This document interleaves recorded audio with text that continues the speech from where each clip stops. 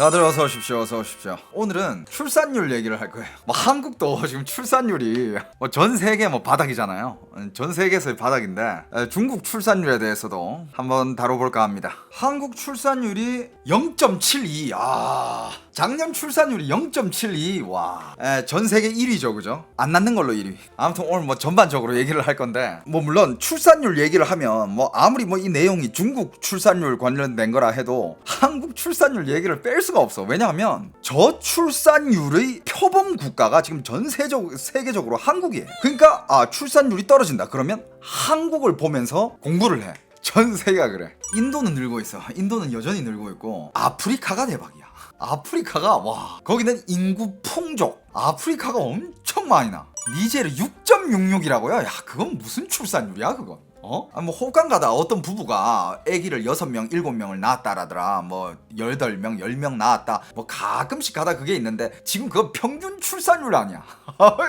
자, 여러분들 오늘은 출산율에 대해서 중국의 출산율에 대해서 얘기를 할 거예요. 근데 중국 출산율 아까도 살짝 얘기했지만 그러니까 저도 중국 출산율에 관심을 갖게 된 게 얼마 안 됐어. 왜냐하면 중국 출산율에 대해서 우리가 걱정할 게 뭐가 있어. 야, 인구 14억에다가 인구가 많고 사람이 많아 죽겠는데 거기 출산율이 뭐가 문제냐 라고 얘기할 수 있는데, 여러분들 그냥 일단 처음부터 요거부터 얘기를 하자면, 여러분들 아까 한국 출산율 작년 출산율이 0.73이에요. 물론 도시별로 좀 다르긴 하겠지만, 그리고 이거는 재작년 때는 0.84. 근데 여러분들 중국도 땅덩어리가 크잖아요. 땅덩어리가 큰데 이제 지역별마다 출산율이 조금씩 다르거든요. 근데 여러분들 얼마 전에 충격적인 기사가 한 게 나왔어요. 이 기사를 듣고 중국 사람들도 충격을 받았겠죠. 충격을 받아가지고 그 기사가 쏟아진 거야. 그래가지고 내가 그 기사를 보고 뭐야 이거, 작년에 중국 상하이에 출산율이 통계가 됐는데 여러분들 0.6이 나왔습니다. 그게 무슨 뜻이냐, 상하이 거주하는 여자 2명 중에 1명은 애를 안 낳는다 이거야. 얼마 전에 한국이 인구 감소 비상사태를 선포를 했잖아요. 근데 한국은 그래도 0.7인데 물론 중국 전체를 따지고 보면 안 그런데, 일단 중국 상하이는 상징적인 도시잖아. 그리고 중국의 상하이에서 거주 인구가 4천만이에요. 그 큰 땅덩어리에 거주 인구가 4천만 정도라면 어떻게 보면 자그마한 나라로도 볼 수 있는 거잖아. 근데 그렇게 큰 지역이고, 그리고 중국에서 돈이 제일 많은 지역에 출산율이 0.6이 됐다라는 거는, 그거는 뭔가를 의미한다. 뭘 의미할까? 자, 근데 출산율을 얘기하자면 일단 결혼 수부터 이게 직접적인 연관이 돼 있잖아요. 제가 기사를 봤는데 중국 결혼 수는 매년 10%씩 떨어지고 있는 추세입니다. 결혼을 안 해요. 일단 10%씩 떨어지고 있는 추세인데, 통계에 따르면 2013년에는 결혼한 커플 수가, 쌍이죠, 그러니까 1347만 쌍. 야, 이 진짜 1347만 쌍이면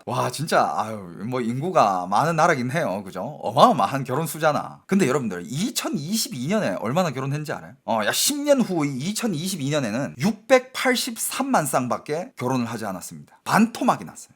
10년 만에. 물론 코로나의 그 여파도 있겠죠. 당연한 거죠. 자, 그리고 중국이 인구 감소가 시작됐다라고 얘기 나온 게 재작년부터인가 경고가 나오면서 작년은 그게 확실히 됐죠. 사실이 됐어요. 왜냐? 2023년에 출산한 신생아 수가 900만 명인데 사망자가 1100만 명이에요.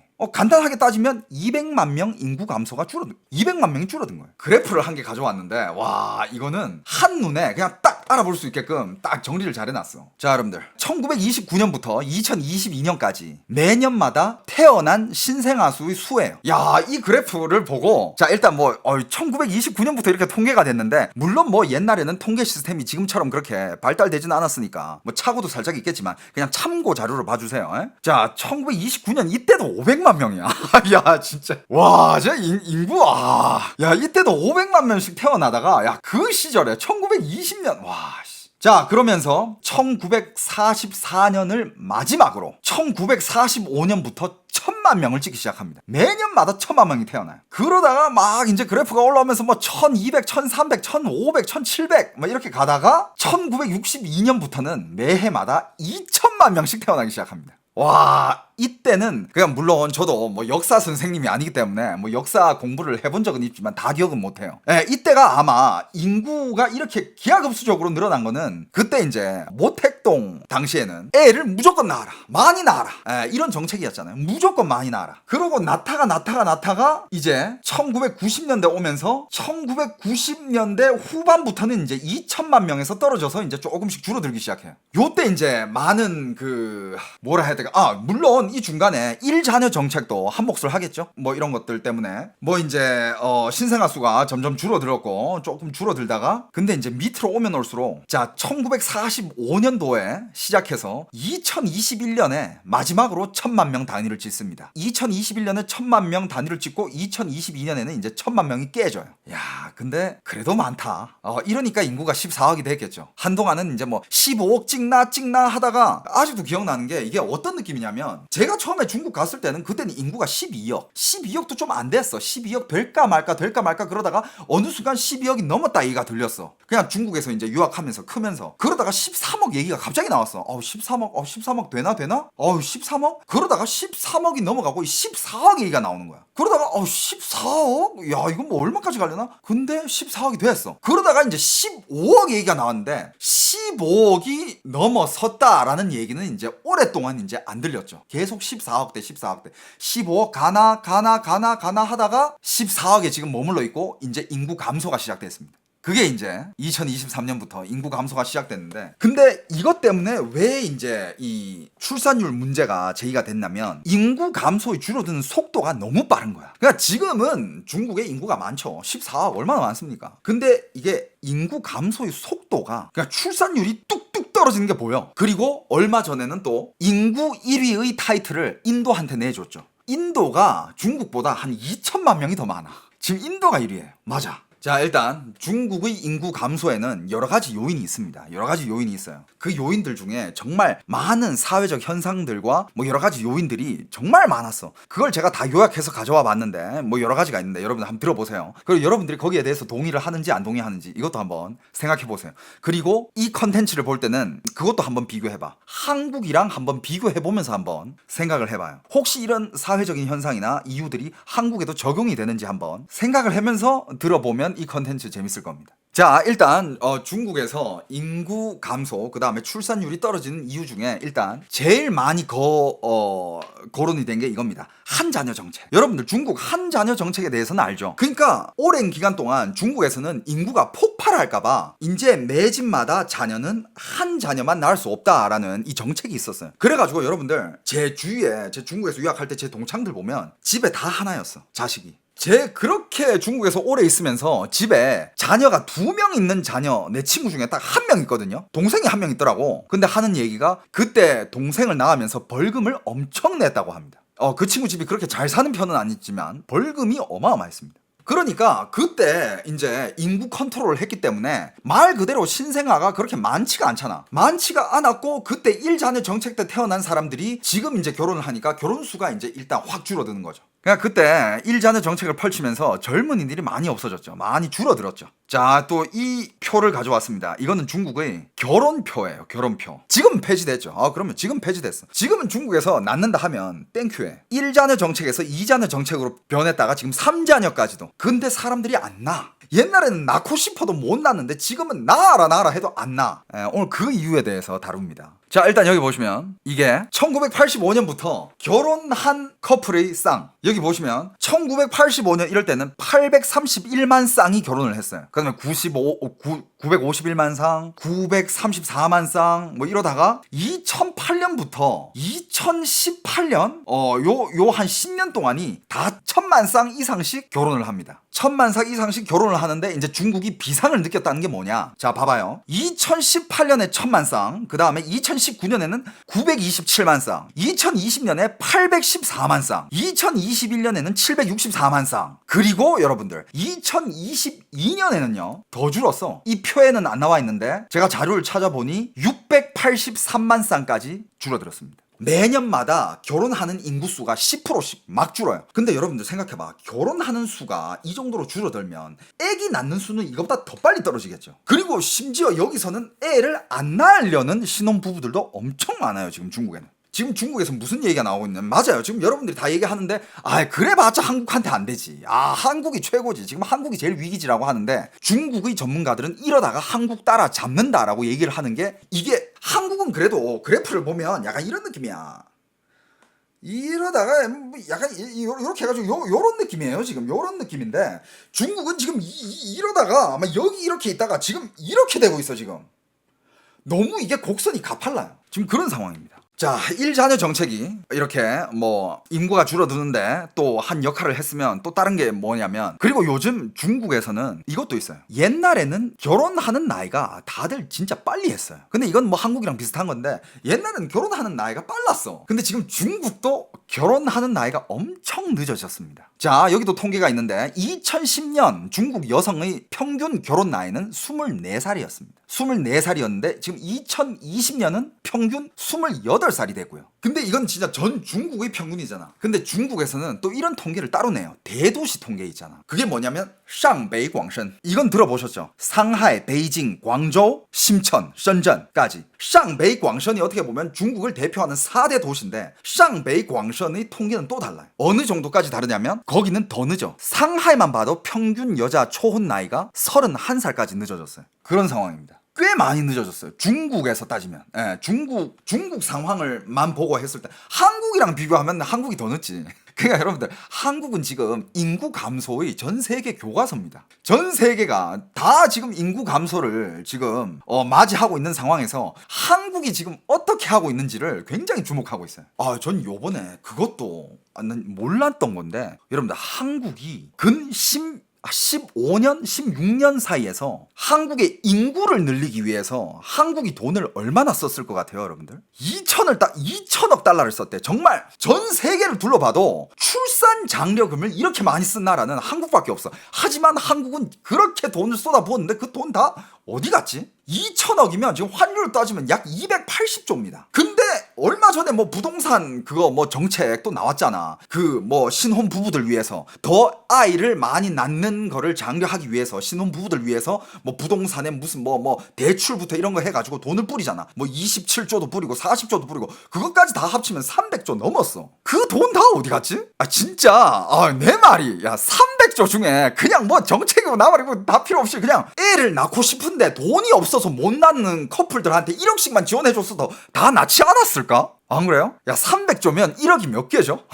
야, 잠깐만, 1조가 1억이 10,000개잖아요. 1억이 300만 개가 나오는데 진짜 그렇잖아. 아니, 애를 아예 안 낳는 사람들은 안 낳겠다. 그런 사람들한테 애 낳으라 해봤자 안 낳는다고. 근데 아주 많은 사람들이 결혼도 하고 싶어하고 결혼을 해서 애도 갖고 싶어하는데 돈이 없다. 그런 사람들한테 만약에 1억씩 지원해줬으면 지금 300만 명 나오지 않았을까? 이건 뭐 순수히 제 개인적인 그냥 우스갯소리로 하는 얘기고, 진짜 그렇게 많이 쏟아부었다는데 난 그 돈을 본 적이 없어. 야, 나도 결혼해서 애 낳고 싶은 사람 중에 한 명인데 걔가 날 스쳐 지나간 줄도 난 몰랐어. 그래서 요즘 보니까 그렇게 돈 풀어봤자 그냥 부동산 시장만 계속 거품이 쌓여. 다들 출산은 안 하고 그냥 부동산 시장에만 계속 거품이 쌓여. 아무튼 뭐 그거는 뭐 한국 이야기고. 자, 계속 중국으로 돌아와서 보면, 자, 여성들이 초혼 나이가 많이 늦어졌다 이거예요. 근데 여성들이 초혼 나이가 늦어지면 늦어질수록 여성 그 생물학적인 나이적으로 나이가 많으면 많을수록 이제 아기를 낳는 능력도 떨어지잖아요. 그것도 인구가 감소되는데 지금 한 몫을 하고 있다라고 지금 중국에서는 얘기가 나오고 있어요. 참고로 전쟁 중인 나라가 우리나라보다 출산율이 높다고요? 내 말이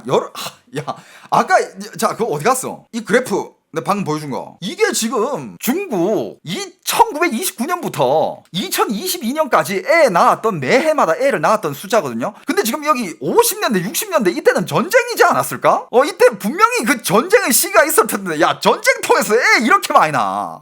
자, 그리고 또 중국에서 또 이런 이유가 있습니다. 자, 일단 또 지금 결혼율이 떨어지고, 그 다음에 결혼율이 떨어지는 게 당연히 이제 신생아가 안 태어나겠죠, 그죠? 덜 태어나겠지? 그 이유 중에 또 한 개가 뭐냐? 일단 중국의 남녀 비율, 이게 비율이 심각해요. 지금 중국의 통계에서 20대부터 30대까지의 인구 중에 남자가 여자보다 1752만 명이 더 많아요. 그러니까 20살부터 30살까지 20살부터 30살까지의 남녀 비율이 남자가 1752만 명이 더 많습니다. 남녀 비율 차이가 심각해. 왜냐? 이것도 한 자녀 정책 때문에 문제인데, 옛날에는 그런 시대였어요. 한 자녀 한 명밖에 못 나오니까 다 아들을 원했어. 심지어 옛날에는 농촌에서 딸이 나오잖아요. 쥐도 새도 모르게 갖다 버리고 그랬어요. 갖다 버리고 뭐 숨기고 뭐 진짜 그런 시절이 있었어요. 그래서 아들을 더 낳기 위해서 백방의 노력 결과 아들이 훨씬 더 많이 나왔으니까 지금 남녀 비율이 차이가 이만큼. 근데 남녀 비율이 이렇게 차이 나면 또 뭐 문제가 꼬리에 꼬리를 물죠. 진짜 제 기억 속에 그냥 썰 한 개 풀자면, 제가 어릴 때 중국 뚱베이 쪽에서 잠깐 살았던 적이 있어요. 그때 거기서 사는데 아직도 기억나는데, 어릴 때 기억들이 많은 것들이 기억이 나. 진짜 어느 하루 그냥 그 동네 친구들이라는 게 있잖아. 그거 다 뭐 초등학교 2학년 3학년 4학년 고만고만한 애들이야. 동네 다 같이 뛰어노는 친구들인데, 어느 하루 내가 이제 뭐 이렇게 주말이었나 뭐 언제였나 아무튼 집에서 나와서 놀러 나왔어. 그 친구들이 있더라고. 근데 친구들이 약간 애들이 얼굴이 질려 있어. 활기가 없고 그냥 애들이 질려가지고 막 멍해져 있어. 그래가지고 내가 야 왜 그래 하니까, 야 앉아봐 좀. 지들이 방금 저쪽에 어디 강가에 놀러를 갔대. 강가에 놀러 갔는데 애들이 그냥 강가에서 이렇게 놀다가, 근데 앞에 뭐가 이렇게 있길래 가서 봤는데 애기 시체가 떠내려가는 거를 봤다라는 거야. 그래가지고 애들이 깜짝 놀라가지고 그냥 동네로 돌아온 거예요, 집으로. 그런 썰을 들었던 기억이 있어요. 자, 그 다음에 또 이런 문제가 있습니다. 중국의 출산율 문제 중에 이런 게 또 있습니다. 이거는 이제 청년 실업률. 실업률이 어떻게 되어 있냐면, 중국 요런 통계가 있더라고. 18세부터 24세 청년 실업률이 21.3%. 실업률이 높아요. 그래가지고 실업률을 하면 한국도 한 실업률 하지 않나 하고 한국 검색을 해봤다. 한국 실업률을 검색을 해봤는데, 여러분들 지금 한국의 청년 실업률 2.8%야. 그러니까 일자리가 없는 게 아니라 청년들 마음에 드는 일자리가 없는 거지, 일자리는 많다 이거예요. 근데 여러분들 중국에서는 그냥 일자리 자체가 없어 지금. 근데 중국은 일자리 자체가 지금 부족해요. 기업들이 부도, 그리고 지금 짓다 만 집들이 막 지금 뭐 3억 채가 있다 뭐 이런 얘기도 있는데, 사람들이 취업이 안 돼요. 그리고 집값과 수입의 비율을 따져봤습니다. 집값과 수입의 비율. 예를 들어서 이게 뭐냐면 연봉이지겠죠? 그러니까 개인 GDP와 집값의 비율, 미국이 여러분들 4.5배예요. 그러니까 예를 들어서 근데 미국은 뭐 개인 GDP도 높긴 높으니까, 그러니까 연봉이 4년이 모이면 집을 살 수 있다 이거야. 일본은 10.3배. 일본은 연봉 10년치만 있으면 집을 살 수 있다 이거야. 여러분들 한국이 몇 배게? 한국이 26배예요. 한국 개인 GDP가 3만 5천 달러로 계산했을 때 약 5천만 원 정도 하거든요. 약 그냥 대략. 그럼 26배면 5천 곱하기 26 하면 13억이 나오잖아. 그렇지. 13억이면 이제 집 살 수 있지. 물론 이거는 평균치입니다. 평균 집값. 13억보다 비싼 집들 많아. 20억, 30억, 40억 하는 집들도 많고 13억보다 낮은 집들도 많아요. 7, 8억, 5억, 6억대도 있어. 근데 이건 평균치. 근데 여러분들 중국은 몇 배일까? 중국은 개인 GDP 자체가 낮잖아. 근데 집값은 한국 못지않아.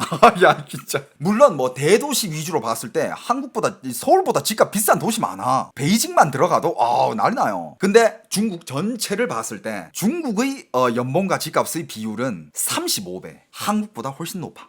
35배. 근데 다시 한번 말하지만 이건 평균치고, 예를 들어서 지금 중국의 빈민시대가 얼마 전에 다뤘잖아. 중국의 빈곤층이 10억이 넘어. 그 10억 명들은 몇 배일까? 그 10억 명들한테는 몇 배일까요? 그 10억 명들한테는 50배, 60배, 100배까지도 가지 않을까? 그럼 결국 이거야. 이 문제가 있다. 돈 없고 취업이 안 되고 집도 못 사고 결혼도 못 하니까 애를 못 낳는다. 이렇게 되는 거야. 요런 문제가 또 많이 다뤄졌습니다. 중국에서. 그리고 그 다음 문제, 또 요 문제가 있습니다. 이거는 이거는 한국에도 있나 모르겠는데, 중국에는 요즘 이런 게 있어. 결혼 수치증이라는 게 있어요. 결혼 수치증 들어봤어? 중국에 요즘 이 단어가 있더라. 재혼羞耻症. 그게 뭐냐? 요즘은 결혼을 해도 사람들한테 잘 안 알린대. 잘 그렇게 안 알리고 그냥 친지 지인들, 친한 사람들끼리 모여가지고 스몰 웨딩, 작은 웨딩들을 많이 한대요. 근데 그게 추세인데, 그게 그렇게 하고 싶어서 그런 게 아니라, 왜냐? 그들이 말로는 결혼하는 것 자체가 수치가 아니라 돈 없이 결혼하는 게 쪽팔린 거야.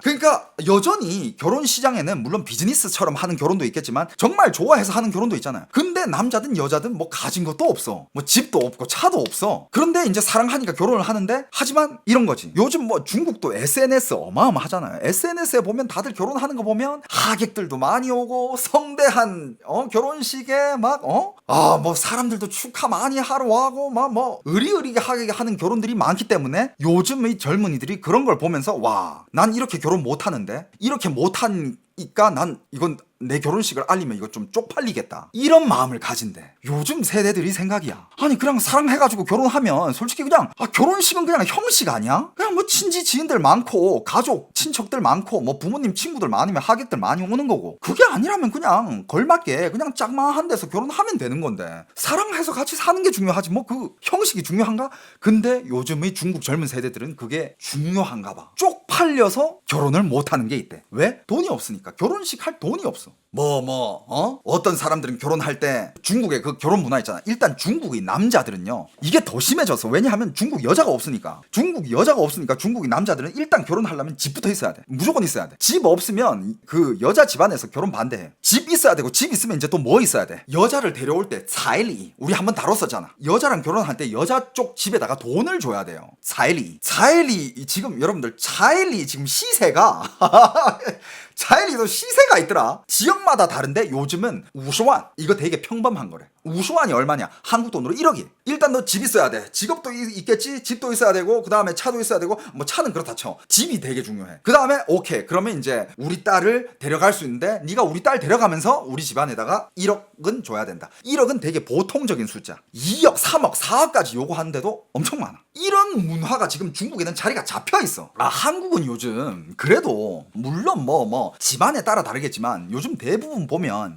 서로 그렇게 형식적인 거 많이 하지 말고 애들한테 밀어주자. 남자 측이든 여자 측이든 애들한테 밀어줘가지고 그런 거 다 형식적인 것들 돈 아껴서 애들한테 밀어줘서 애들 전셋집이라도 한 개 잡아주든가, 아니면 애들이 좀 더 잘 살게끔 도와주자. 요즘 이런 추세고, 그리고 집안이 없다 그러면 약간 남자랑 여자랑 우리 그냥 도움 받지 말고 그냥 우리끼리 열심히 해서 으쌰으쌰 해서 자그마한 집부터 시작해가지고 점점 키워나가보자. 이렇게 오순도순하고 사는 이런 분위기도 엄청 많잖아요. 중국은 4.12 이 문화가 그냥 자리가 잡혀버렸어. 그러니까 여러분들 중국의 그 남자가 파혼하는 그런 스토리들, 나 파혼했어 이런 브이로그들 너무 많이 올라와. 결혼식장 입장할 때 파혼하는 애들도 많아요. 저번에 얘기했잖아. 와이프가 결혼식장까지 왔는데 안 내려. 나 결혼식장 못 들어간다. 왜? 뭐가 문제냐? 4.12를 너무 적게 줬다. 지금 우리 부모님한테 한 몇천만 원 더 줘라. 그거 안 내면 나 이 결혼식장 못 들어간다. 그래가지고 실제로 그 현장에서 거기 온 하객들한테 돈을 모읍니다. 한 사람당 2만 원, 3만 원, 5만 원, 10만 원 다 모아요. 지금 4.12가 부족해가지고. 그래가지고 모아. 근데 그걸 또 줘. 그러니까 그게 문화가 된 거야. 근데 그게 도저히 너무 이건 진짜 아니다 라고 싶은 그런 남편들도 있을 거 아니야. 중국에서는. 걔네들이 이제 그냥 현장에서 야 꺼져, 야 결혼 안 해, 씨발, 야 뒤집어 엎어 이러면서 그냥 다 엎고 나가는 사람도 있어요. 진짜 여러분들 그게 연출이 아니야. 유튜브에 영상만 찾아봐도 엄청 많아. 중국 남자 파혼 이런 거 검색해봐. 엄청 많아. 그거 드라마 같아요? 아니야. 드라마 같은 실화예요. 그냥 그 현장에 있는 하객이 찍어서 올린 것들이야. 그래서 중국에는 이런 얘기가 있어요. 재혼 타오종 싼다에 이런 말이 있어. 결혼을 하면 3대가 싹 털어야 돼. 뭔지 알아? 진짜 요즘은 중국에서 집안에 한 명 결혼시키잖아. 3대가 주머니 싹 털어야 돼요. 지금 이 말이 자, 그런데 거기서 또 무슨 문제가 오느냐. 오케이, 이런 집안도 있어. 그래, 우리 아들 장가 보내야지, 후손이 끊기면 안 되지, 이런 마인드를 가진 부모님들 중국에도 엄청 많을 거 아니야. 자, 싹싹 긁어가지고 보내. 결혼 장가 시켰어. 결혼시켰으면 근데 그때부터 그럼 부모님 있는 거 싹 털어준대. 부모님 어떻게 살아? 이렇게 되는 거야. 그래, 너 지금 결혼할 거니까 우리가 싹 털어줄게. 싹 털어주겠다만 우리 노후는 니들이 부양을 해야 된다. 왜냐면 그거 싹 털어주면 부모님 어디 나가서 굶어 죽어? 아니잖아. 그러니까 중국은 결혼을 하잖아. 자연스럽게 뭐까지도 않게 되느냐, 부모님의 노후까지 책임을 져야 되는 그런 문화까지 잡히니까 이거는 결혼하기 위해서 얼마나 포기해야 되는 거야. 그리고 또 중국에서 이제 결혼을 안 하고 결혼율이 떨어지는 이런 이유 중에 또 한 개가 뭐가 잡혔냐면, 중국이 법적으로 약간 여성들한테 훨씬 유리하는 법들이 많대요. 결혼법상으로. 그래서 우스갯소리로 인터넷에 이런 댓글들이 많이 달리는데, 예를 들어서 결혼을 했어. 근데 결혼을 했는데 이제 결혼이 다 잘 되진 않잖아. 물론 끝까지 살면 좋지만. 근데 이제 이혼까지 왔어. 근데 이혼을 할 때 진짜 법원에 딱 갔는데 그 안에 있는 무슨 검사관부터 시작해가지고 판사, 참고인, 거기 모든 사람들이 다 여성이었던. 그래가지고 남자가 그 법원에 들어서는 순간 머리에 마비가 왔다고. 이런 댓글들도 많고 이런 일화들이 꽤 많아요. 그러니까 중국은 아직 법적으로 여성을 보호하는 법이 많기 때문에 남자들이 결혼을 꺼려 하는 것도 있어. 이거 결혼 잘못했다가 나 큰일 나는 거 아니야? 아, 이거 이혼하기에는 내가 싹 다 털릴 텐데 이러면서 결혼을 꺼려하는 이런 현상도 그 중에 한 개고, 그리고 이 중에 한 개, 또 결혼을 안 하게 되는 이유 중에 한 개가 성문화의 변화, 요 문제도 있습니다. 어떤 느낌인지 여러분 감이 오죠? 중국에서는 예를 들어서 옛날에는 중국은 굉장히 이렇게 좀 덮여있는 사회였어. 옛날에는 뭐 성을 얻기 위해서는 무조건 결혼할 수밖에 없는, 그런 결혼을 해야 성을 얻을 수 있는, 생리적 욕구를 풀 수 있는 그런 거였는데, 중국 요즘 또 안 그러거든. 요즘은 뭐 연애만으로도 뭐 서로 이렇게 남녀가 연애하면서 뭐 이렇게 성을 즐길 수도 있는 거고, 그 외로도 뭐 성을 얻을 수 있는 경로가 지금 너무 많아졌다는 거야. 옛날에는 엄청 보수적이었는데 지금 꼭 그렇지도 않아. 다들 뭐 결혼 전에 할 거 다 합니다. 근데 여러분들, 이런 문제들이 이제 제기가 되잖아. 근데 중국에서도 진짜 많은 전문가와 그 다음에 뭐 토론가들, 이런 사람들이 말이 많아요. 뭐 물론 유명한 인플루언서들, 뭐 사회학자들, 뭐 이런 사람들이 이런 것들 다 핑계다. 중국에서 일부 이런 사회학자들은 이런 얘기를 해요. 여기서 이제 한국이 등장해. 여기서 한국이 등장하게 돼. 왜? 한국은 교과서니까. 한국에 일자느 정책 있었어? 없었잖아. 그런데도 한국 결혼 안 해. 한국의 여러 가지 상황들을 빗대어 가면서, 아니 한국은 이런 문제가 없었는데도 불구하고 결혼을 안 하는데 지금 중국에서는 이런 문제 때문에 결혼을 안 한다는 게 그게 말이 되냐 이거야. 그러면서 그 많은 전문가들도 진짜 약간 좀 이제 현명한 전문가들, 물론 뭐 이런 문제를 제기한 전문가들은 뭐 정부에서 무슨 문제냐 연구해내라, 결과 내놔라 하니까 이런 거를 짚었겠지만, 그냥 정말 진짜 이렇게 사회학자들 중에서 하는 얘기는 자기들도 모르겠대. 왜 애를 안 낳는지 모르겠대. 근데 전 세계적으로 현상은 얘기할 수 있는 게 이런 현상이 있대요. 평균 임금이 높고 발전이 많이 됐고 교육 수준이 높은 곳일수록 애를 안 낳아. 근데 평균 임금이 낮고 가난하고 아직 개발도상국이고 교육 수준이 낮은 지역일수록 애를 많이 낳아요. 이게 전 세계에서 일어나고 있는 현상이다. 그 현상에서 제일 이제 예로 들 수 있는 게, 지금 중국은 상하이 출산율 때문에 난리야. 야, 상하이 출산율 0.6, 한국보다 낮대. 좆됐어. 이러는 지금 상황이에요. 출산율 한국보다 낮으면 그건 좆된 거야.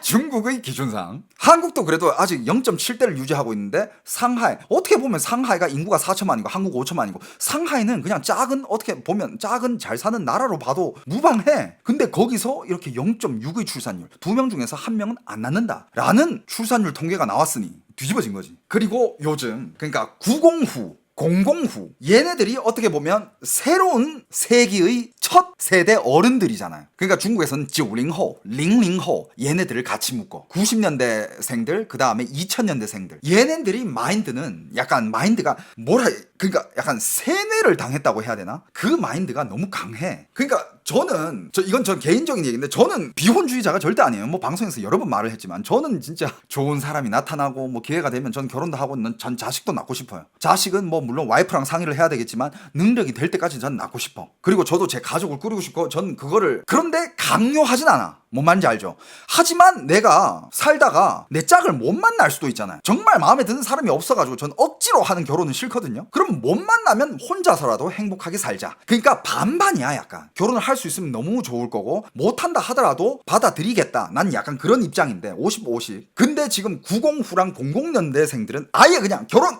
안 해, 애 안 낳아, 이런 마인드를 가지고 있는 사람들이 너무 많아. 왜 이런 마인드가 형성이 됐냐? 자, 9000이라고 부를게요. 일단 9000들은 요즘 생각하는 게, 결혼은 끝이 없는 빚 갚음이다. 걔네들한테는 결혼은 빚, 이렇게 인식이 돼 있어. 자, 그러면 왜 이렇게 됐냐? 오케이, 결혼을 하기 위해서는 집이 있어야 되죠. 그럼 집, 진짜 여러분들 중국 부동산 호황기 때, 너도 나도 집 살 때 진짜 영끌에 해가지고 집 산 중국 애들 진짜 많아요. 영끌에 해가지고 집을 샀어. 왜? 결혼해야 되니까. 집 사서 그 다음에 와이프 차일리 줘가면서 결혼을 했어. 그럼 뭐 애를 낳고 하겠지. 근데 이제 그 빚을 끌어서 썼으면 이자를 내야 될 거 아니야. 보통 여러분들 이자를 내는 사람들 보니까 원금이랑 이자 같이 상환하거든. 근데 매달마다 이자 값이 90%고 원금이 10%, 혹은 이자가 80%고 원금이 20%, 이런 식으로 갚는 사람들이 엄청 많더라고. 이거는 그냥 평생 노예라는 얘기야. 그러니까 걔네들 머리에는 끝없는 빚, 결혼은 끝없는 빚이다. 높은 집값,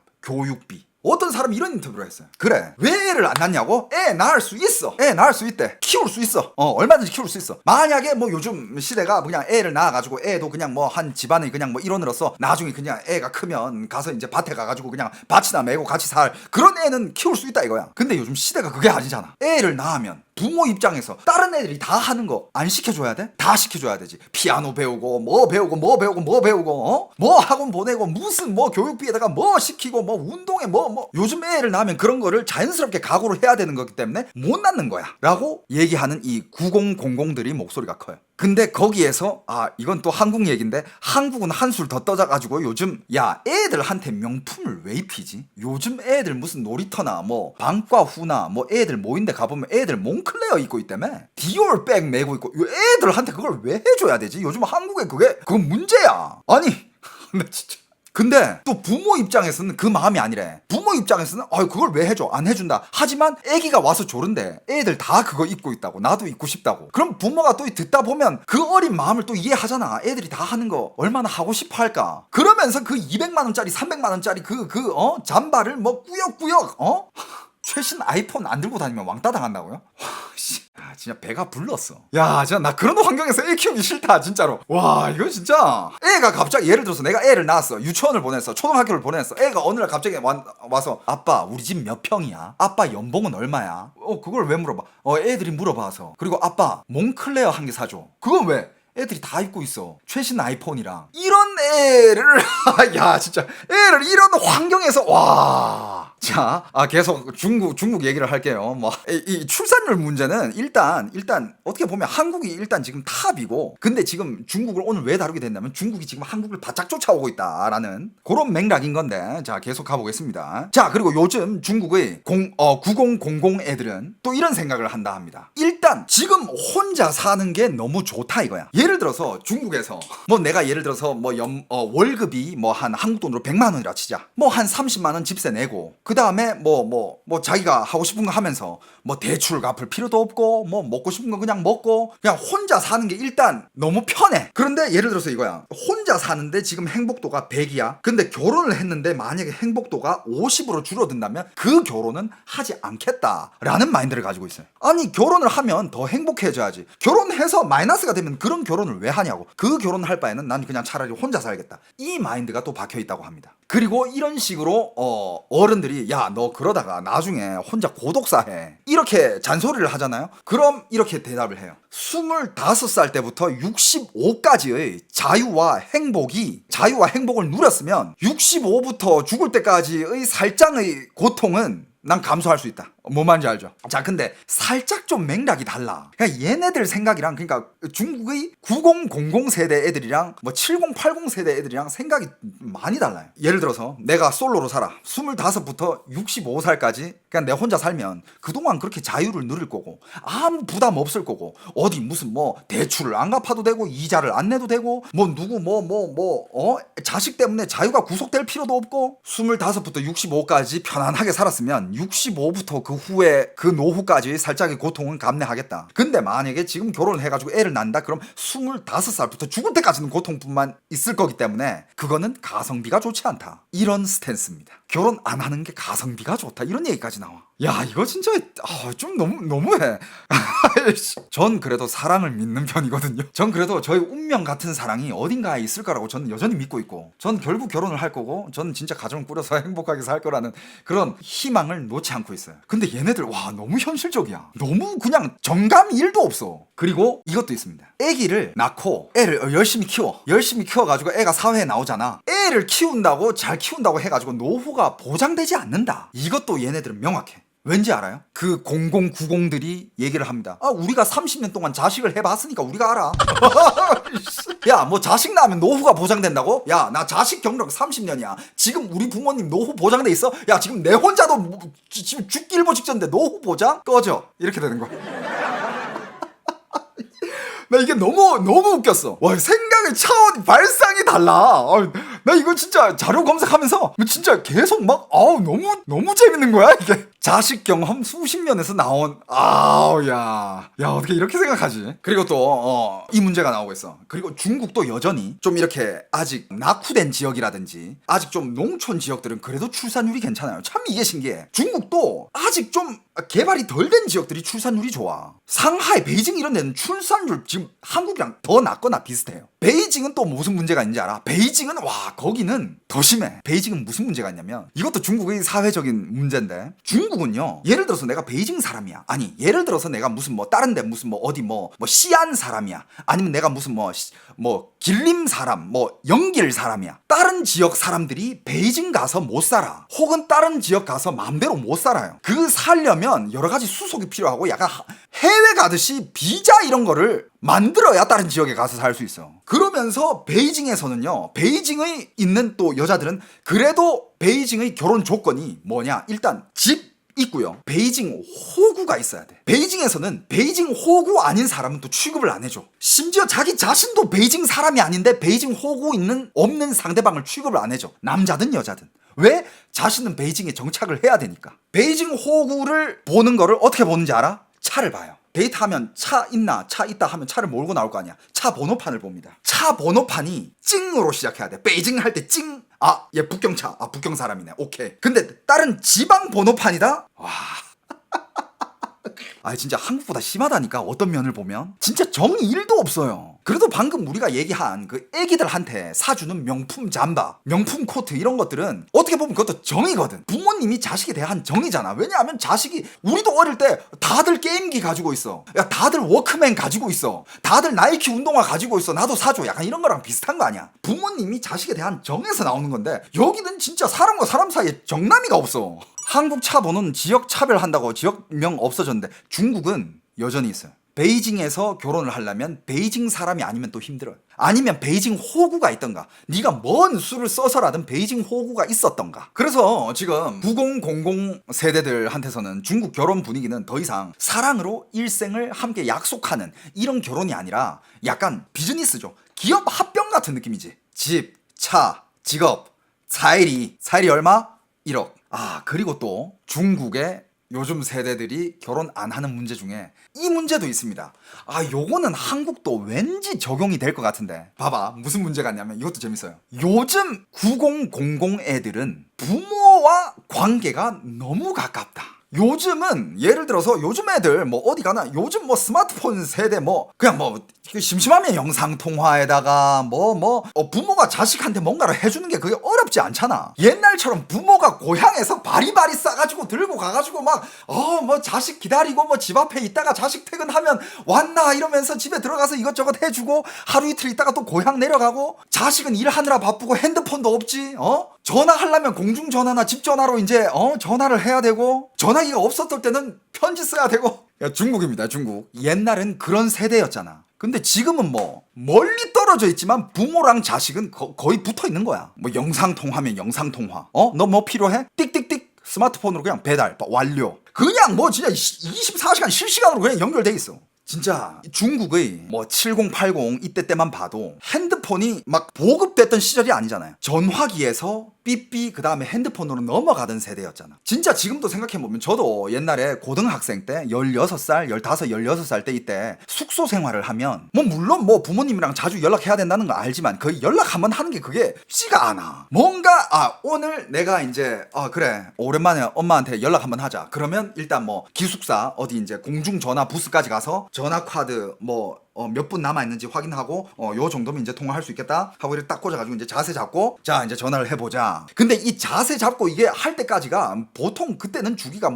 한 달에 한 번, 두 번? 그러면서 이제 옛날에 또 중국에서는 그런 세대였잖아. 70, 80들은 자 어릴 때부터 부모님 옆에서 컸는데 이제 다 컸잖아. 이제 대학 졸업했어. 고등학교 졸업하고 그러면 이제 다 도시로 돈을 벌러 가잖아요. 도시로 갔을 때는 이제 떨어져 있잖아. 떨어져 있으면 거기서 열심히 일하고 얼마나 고달퍼. 그 고달픔을 남자친구를 만드는 욕구, 여자친구를 만드는 욕구, 그러면서 자기 편을 만들고 자기 가족을 만들고 이런 욕구가 굉장히 셌었는데 지금은 그런 욕구가 딱히 없어. 왜? 애인의 빈자리를, 그런 감정의 공허함을 부모님이 많이 채워줘요. 그리고 맞아, 옛날에는 고향에 한 번 가면 1년에 한 번 볼까 말까야. 1년에 한 번, 많아봤자 2번 이 정도잖아. 중국은 그게 더 심했지. 중국은 말 그대로 민족 대이동 때 한 번 보잖아. 설날에, 국경절에 뭐 이럴 때 한 번 보는 건데, 지금은 이 스마트폰 이거 한 개로, 핸드폰 이거 한 개로 세상이 너무 좋아져서 아무리 멀리 떨어져 있어도 내가 너한테 실시간으로 해주고 싶은 것들 다 해줄 수 있어. 그러니까 그런 공허함이 없어지고 외로움이 없어지고, 그런 외로움을 부모님들이 다 채워줘. 그러니까 요즘 애들 보면요, 9000 세대들 보면 마마보이나 마마걸들 되게 많아요. 엄마랑 아빠 없이 아무것도 못한 애들 굉장히 많습니다. 어릴 때부터 그냥 학원 데려다 주면 공부만 할 줄 알았지, 실질적으로 살아가는 데 있어서 필요한 그런 지식들이 너무 없는 애들이 진짜 많아. 그리고 뭔가 몰라. 어떻게? 내가 헤쳐나가려 하지 안 하고 스마트폰으로 바로 엄마한테, 바로 아빠한테. 그리고 그런 이제 마마보이 마마걸들은 1순위가 거의 다 엄빠에. 그런 친구들은 절대 그 새로 만난 남자친구 혹은 여자친구가 1순위가 절대 안 돼. 왜냐면 이쪽에서 사랑을 충분히 받고 여기에 이제 감정이 아주 풍부하게끔 만족하고 있는데, 또 누구를 만난다? 가끔은 그냥 귀찮아서 안 만날 때도 있어. 1순위가 절대 안 돼. 그러니까 결혼과는 더더욱 먼 얘기지. 7080은 외로운 세대였다. 그래서 그때까지만 해도 결혼을 많이 했는데, 요즘 9000들은 너무 풍만하다. 감성적으로, 감정적으로 너무 풍만한 세대다. 이게 결혼을 안 하는 이유 중에 한 개로도 제기가 됐습니다. 그리고 거기에 또 한몫. 한국은 이미 펫 패밀리 많잖아. 제 주위에도 많아요. 결혼했는데 자식은 없어. 하지만 집에 강아지 3마리. 우리나라 대통령부터 집에 뭐 강아지 3마리, 고양이 3마리 키운다면서. 해외에서, 외신에서 이런 얘기가 있더라고. 아니, 한국에서는 그렇게 애 낳아라 얼마씩 쏟아붓고 있는데, 야, 대통령부터 먼저 낳아야 되는 거 아니냐고.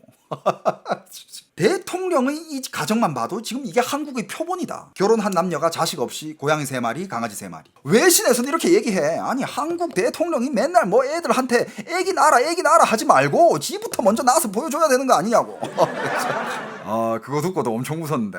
그러니까 이제 펫 패밀리가 많아지면, 한국은 이제 펫 패밀리라는 단어까지 있잖아. 정말 진짜 그냥 결혼을 해도 동물들과 같이 사는, 펫들과 같이 사는 가정이 있는 반면에, 결혼을 안 한 사람도 싱글이야. 남자든 여자든 그냥 강아지나 고양이만 있으면 굳이 뭐 누구를 안 찾아. 이런 사람들도 되게 많아. 중국도 이제 점점 그렇게 되고 있어. 그 다음에는 이제 또 이거지. 이거는 뭐 여러분들도 너무 잘 이해할 건데, 요즘 세상이 너무 좋아졌어. 취미생활 할 것들이 너무 많아. 뭐 그게 뭐 게임이든 뭐 운동이든 무슨 뭐 어디 뭐 동아리를 나가든 뭐 오토바이를 타든 뭐 자전거를 타든 등산을 하든 뭐 할 것들이 너무 많아. 그런 커뮤니티도 너무 잘 돼 있어. 만나면 너무 즐거워. 같이 뭐 놀러도 다니고 같이 가고. 외로움이 이제 점점 없어지면서 결혼의 필요는 더 멀어진다 이거지. 자, 그리고 또 이게 있습니다. 또 요즘 중국의 젊은이들이 결혼을 안 하는 이유 중에 한 개 또 큰 거가, 방금 뭐 부모님 얘기가 나왔지만, 부모님이 아예 그냥 자식한테 이렇게 얘기해. 엄마가 와서, 야, 딸한테, 야, 넌 결혼하지 마. 그냥 혼자 즐기면서 살아. 야, 엄마가 결혼해보니까, 야, 별로 안 좋아.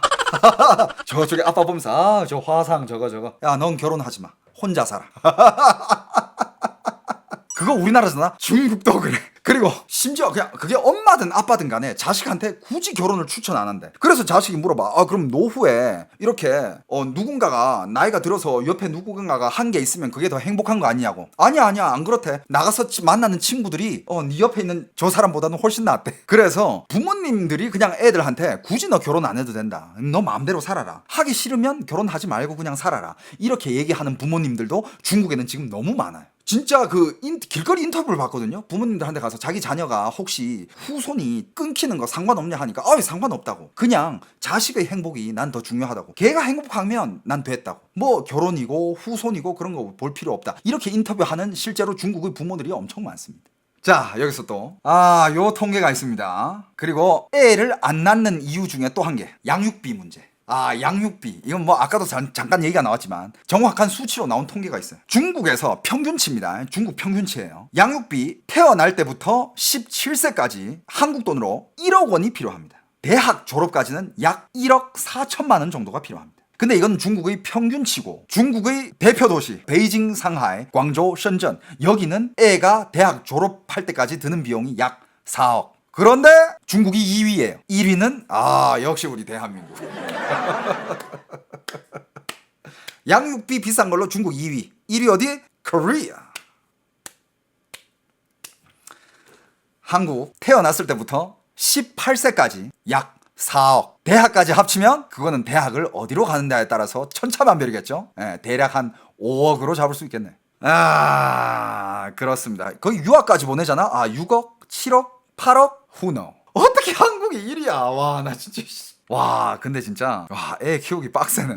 근데 이거는 비용만 따졌을 때고 그걸 따져야지. 수입 대비. 한국이 뭐 제일 비싸다 하더라도 한국 사람들이 기본 수입이 높으니까 어느 정도 가능하지만 중국 사람들한테는 불가능한 숫자야. 1억, 1억 4천. 일반 소시민들이 그 월급 벌어가지고 그걸 못 내요. 그래서 중국에서 일하면서 애를 키우는 것보다는 한국에서 일하면서 돈 벌면서 애를 키우는 게 훨씬 낫다. 왜냐하면 그 연봉 대비 교육비의 비율이 차이가 어마어마하니까. 자, 지금 중국에서 굉장히 화제가 된 인터뷰가 한 게 있습니다. 진짜 이게 거의 그냥 요즘 중국의 9000 세대들이 마음을 그대로 표현해내는 인터뷰인데, 어르신과 9000 세대의 인터뷰 대화예요. 한번 들어보세요. 제가 뭐 목소리로 한번 차별을 둬보겠습니다. 어른이 먼저. 너 왜 집을 안 사니? 제가 왜 사야 되죠? 집을 안 사면 결혼을 어떻게 해? 제가 왜 결혼을 해야 되죠? 결혼을 안 하면 애는 어떻게 낳을 거야? 제가 왜 애를 낳아야 되죠? 애를 안 낳으면 늙어서 어떡할래? 집 사고 결혼해서 애 낳으면 안 늙나요? 만약에 애가 없으면 늙어서 아주 비참해. 양로원 가야 돼. 애가 있고 가는 거랑 없이 가는 거랑은 차이가 커. 말도 안 되는 소리 하지 마세요. 제가 아들을 수십 년 했는데 자식 키워서 노후가 보장되는지 안 되는지 제가 모르겠어요? 넌 지금 젊으니까 그렇게 큰 소리 칠 수 있지. 늙으면 후회한다니까. 제가 젊음을 수십 년 누리면서 혼자 멋지게 살다가 늙어서 몇 년 고생하는 것도 나쁘지 않은데요? 젊은이, 다들 당신처럼 생각한다면 인류는 이미 멸망하지 않았을까? 저희 같은 이런 가난한 사람들은요, 이 세상 와서 그냥 머릿수 채우는 거죠. 저희 길을 다시 걷는 사람이 한 명이 많던 적던 상관없지 않을까요? 너희 부모님을 생각해봐. 그런 생각은 너무 무책임하지 않을까? 거꾸로 생각하면 저는 제 자식에게 책임감이 있는 거죠. 저는 이미 충분히 비참하게 살고 있어요. 사회적으로 성공할 기회도 별로 없고요. 만약에 제 자식이 태어난 게 저희 고생과 불안과 빈곤을 물려받기 위해서라면 제가 아이를 안 낳는 것도 선의가 아닐까요? 젊은이, 말빨이 좋구만. 하지만 어른으로서 내가 먹은 소금이 네가 먹은 쌀보다 많아. 너희 이런 생각들은 문제가 있어. 소금 그렇게 많이 드시면 건강 나빠져요. 저는 가난한 사람이에요. 그렇다면 그냥 자유로운 가난한 사람이 될래요. 왜 어르신의 말을 듣고 더 힘든 가난한 사람이 돼야 되죠? 이미 돈 없어 죽겠는데 육체적으로는 잘 먹지도 못하고 입지도 못하고 힘들고 정신적으로는 아무 낙이 없다면 전 무슨 낙으로 살아야 되나요? 젊은이, 그렇게 생각하면 안 돼. 고난을 견뎌낼 줄 알아야지. 고군분투해야 인생이 바뀌어. 그건 저도 알아요. 고난을 견뎌내니 끝없는 고난만 있더라고요. 너 그렇게 살면 사회에 어떤 도움이 되겠니? 저 벌써 이렇게 비참한데 범죄만 안 저질러도 이미 사회에 큰 도움 되고 있습니다. 여기까지야.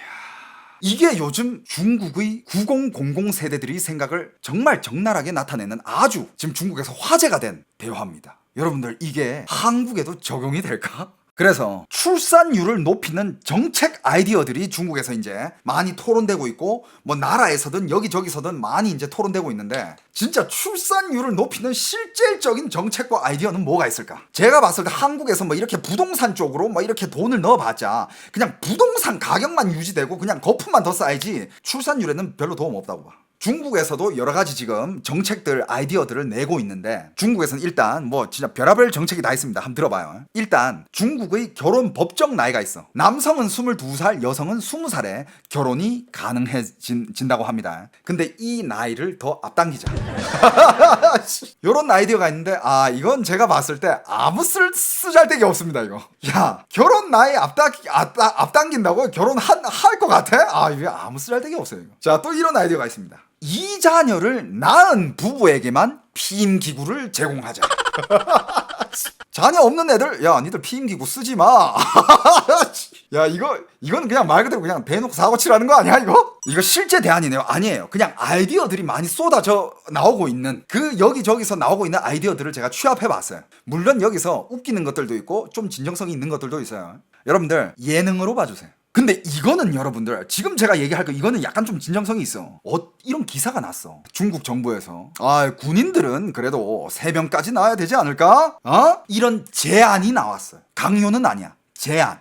그래도 중국의 건장한 군인들의 가정들은 3명까지 낳아야 되지 않을까? 하지만 여러분들, 이건 지금 그냥 제안이지만 나중에 만약에 이게 정책이 되면 여러분들 불가능할 것 같아요? 중국은 가능해요. 군인이면 애 3까지나. 이런 기사가 났는데 그 밑에 댓글들이 더 웃겨.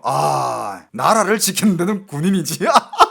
전쟁도 군인, 출산율도 군인, 자연재해도 군인. 자, 이거 진짜 강요로 변하면 와. 근데 만약에 여러분들 얼마 전에 그 기사 있었잖아요. 중국이 공산당 당원 수가 1억 명이 넘었어요. 14억 인구 중에 1억 명이 넘는 사람들이 공산당원. 걔네들 대부분 공무원이겠죠? 아니면 대기업 간부들도 있겠고. 그리고 중국이 군인들도 많고. 그러니까 군무원이든 공무원이든 다 철밥그릇이잖아, 중국에서는. 예를 들면 이런 혜택을 준다? 중국에서 만약에 애를 3명까지 낳는 집안에서는 무조건 공무원 혹은 군무원을 시켜주겠다. 이러면 그것도 어떻게 될지 몰라. 이거를 중국의 공산당원 당원 수를 제가 옛날에도 이거 관련된 뉴스를 한번 한 적이 있는데 그때 1억이 안 됐어. 지금 1억 명 넘었대. 그리고 이건 좀 실질적인 얘기인데 이거는 뭐 아시아권 나라에서는 이런 거에 대해서 반대가 많을 수도 있는데 결혼과 출산을 따로 떼어놓자. 결혼은 결혼이고 결혼하면 출산을 해야 된다. 이걸 떼어놓자 이거야. 1인 부모도 자식을 낳으면 인정을 해주고 더 좋은 정책으로 보호를 해주고 지원을 해주고 그 다음에 사회적인 안 좋은 인식을 안 좋은 눈총을 보내면 안 된다. 이거를 정책적으로 만들어야 애들이 많이 나온다. 난 이거는 좀 괜찮다고 봐. 그게 뭐 중국이든 한국도 마찬가지로. 그건 개인의 선택이니까 얼마든지 존중해 줄 수 있는 거고. 저는 중국에서 만약에 이 아이디어를 쓴다면 난 나쁘지 않을 것 같아. 이게 어디서 온 아이디어냐면 이제 프랑스 40%의 자녀는 비혼 가정에서 태어난대요. 프랑스에서는. 그러면서 이제 비혼 가정의 자녀들에 대한 이런 지원이라든지 비혼 가정에 대한 이런 지원들 정책들도 꽤 복지가 잘 돼 있대요. 이런 것들을 만약에 중국에서 인정을 해준다면 아마 출산율이 또 높아지지 않을까. 자, 왜 이런 얘기가 나왔냐면 요 그래프를 또 한번 보면 느낌이 옵니다. 여러분들 요 옆에 이거 주황색이 매년마다 1996년부터 2002년까지 잘 안 보이는데 최근까지의 결혼한 커플 수 거의 다 800만 900만 여기 뒤에서는 뭐 1000만 막 이렇게 가잖아. 밑으로 갈수록 이거 1000만 명 1300 1400 1500 결혼한 커플 수. 그런데 여러분들 중국의 지금 매년마다 이혼한 커플 수 이혼 수가 거의 결혼 수랑 지금 맞먹으려 그래. 이혼도 많이 해. 근데 이거야. 지금 중국의 9000 세대들은 방금 인터뷰를 들어봤을 때도 여러분들도 느끼겠지만 딱 그 심리예요. 탕핑. 중국의 탕핑 문화 들어봤죠? 들어눕는다 이거야. 난 그냥 포기야. 10불 청년. 나 10개 다 안 해. 나 어쩔 건데. 이런 애들한테 과연 이런 정책을 펼쳤을 때 예를 들어서 너 애 3명까지 낳으면 공산당원 시켜줄게 뭐 공무원 시켜줄게 군무원 시켜줄게 이런 정책을 펼쳤을 때 얘네들이 들을 거냐 이거야. 전 개인적인 생각은 요즘 중국의 이 9000 세대들 안 들어요. 그리고 여러분들 아까 봤죠? 매년마다 결혼하는 커플 수가 10%씩 빠지잖아. 10%씩. 1000만 명, 900만 명, 800만 명, 700만 명, 그 다음에 2022년에는 600만 명이야. 10%씩 계속 빠져. 이렇게 지금 결혼을 안 한다는 뜻은 출산율도 이만큼 빠지겠지. 진짜 여러분들 중국의 출산율은 지금 벼랑 끝에서 떨어지는 느낌으로 이렇게 그래프가 이래요. 그래서 지금 중국이 난리 난 거야. 이러다가 한국 따라잡는다고. 물론 여러 가지 옛날의 잘못된 정책들과 악재들 그리고 코로나도 겪고 이런 것들이 겹쳐지면서 이렇게 되는 건데 중국의 출산율, 결혼율은 어떻게 될지 지켜보면서 새로운 소식이 있을 때마다 한 번씩 업데이트를 해드리도록 하겠습니다. 다들 내일 어서 오세요. 자, 여러분들 오늘의 컨텐츠 중국의 인구는 다 어디 갔는가 이 주제에 대해서 얘기를 해볼 겁니다. 여러분들 중국 인구 얼마예요? 작년 국가에서 발표한 2024년 기준 통계는 14억 1000만 명이에요.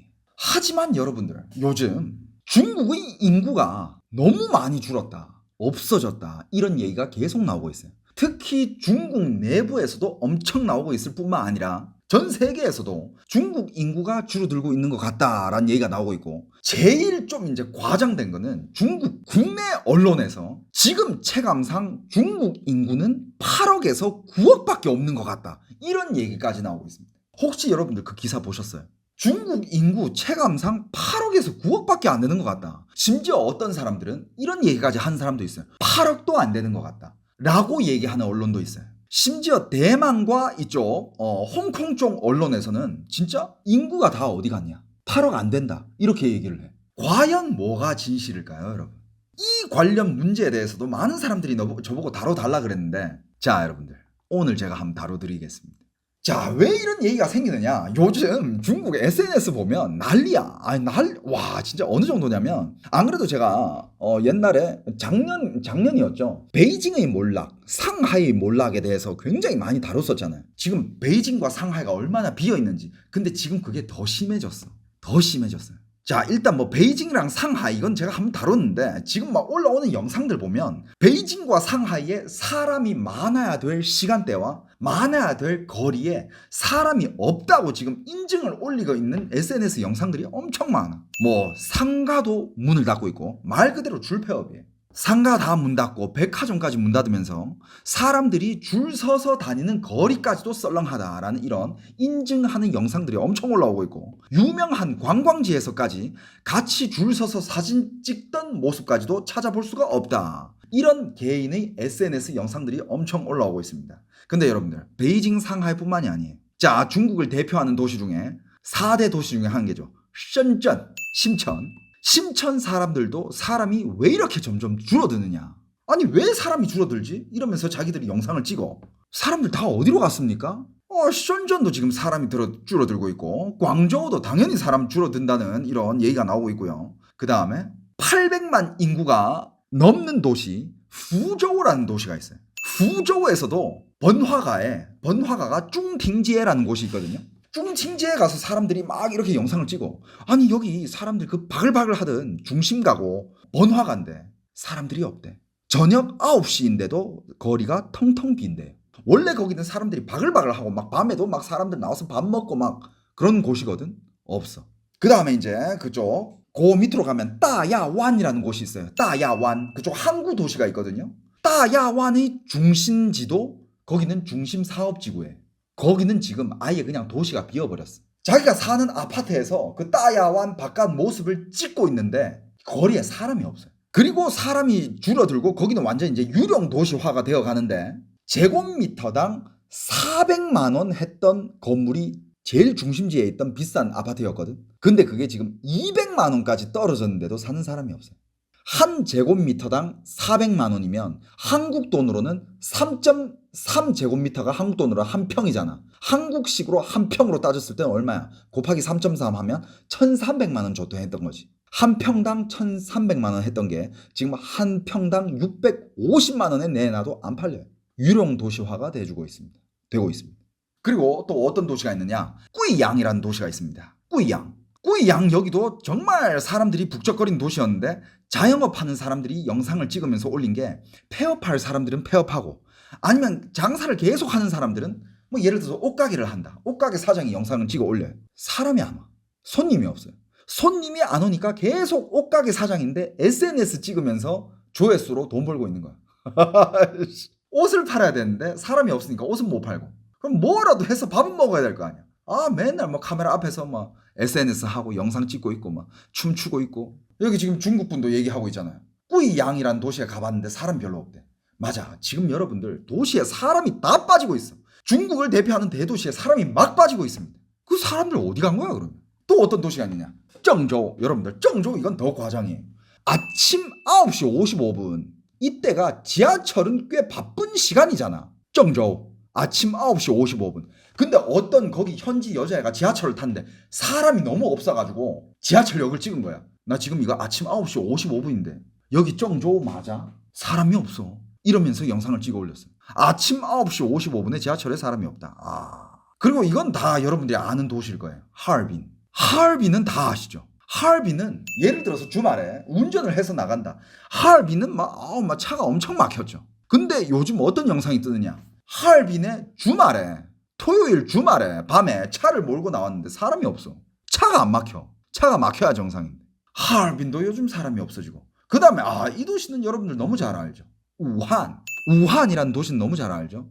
1,000만 인구를 자랑하는 도시입니다. 코로나의 기원지이기도 하죠. 그런데 지금 우한에도 사람이 없어요. 거리에는 식당에도 사람이 없고, 그 옛날에 그 1,000만 명 도시 그 북적거림이 없어요. 없어졌어. 거기도 이제 사람들이 빠져나간 거야. 그리고 또 어디 얘기해볼까? 샤먼 거기도 여행으로 유명한 도시죠, 그죠? 샤먼도 지금 사람이 없고, 너무 사람이 없으니까 사람들이 너무 신기한 거야 지금 이게. 왜 사람이 없냐 이거야. 그 다음 이 도시는 말할 것도 없지. 여러분들 항저우 아시죠? 항저우로 따지자면 중국에서 여행 도시 중에서 탑티어예요. 항저우. 그 북적했던 항저우에 지금 사람이 없대. 그러니까 요즘 중국의 SNS 들어가 보면 중국 인구 이것만 딱 쳐도 여기저기서 지금 내가 살고 있는 도시에 사람이 너무 없어졌다. 니들이 사는 도시도 이러냐라는 이런 인증하듯이 올리는 이런 영상들이 쏟아져 나오고 있습니다.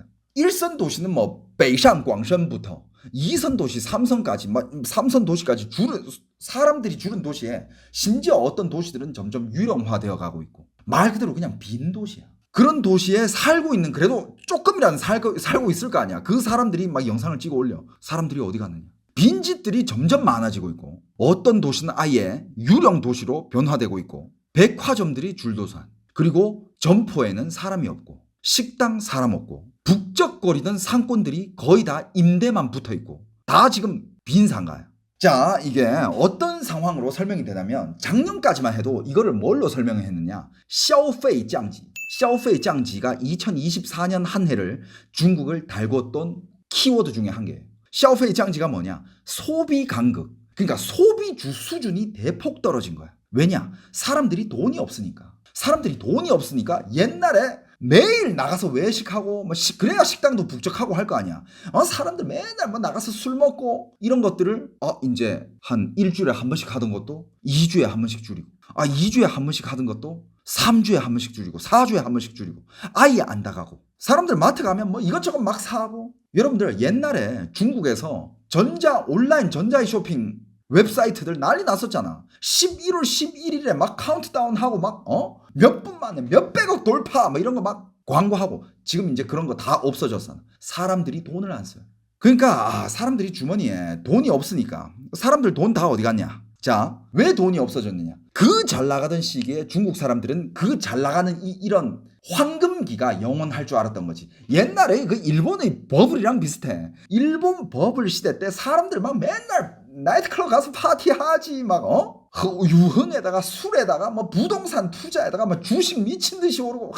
일본의 버블 그때랑 비슷했어요. 한동안 중국 사람들도 이 버블이 영원할 줄 알았던 거야.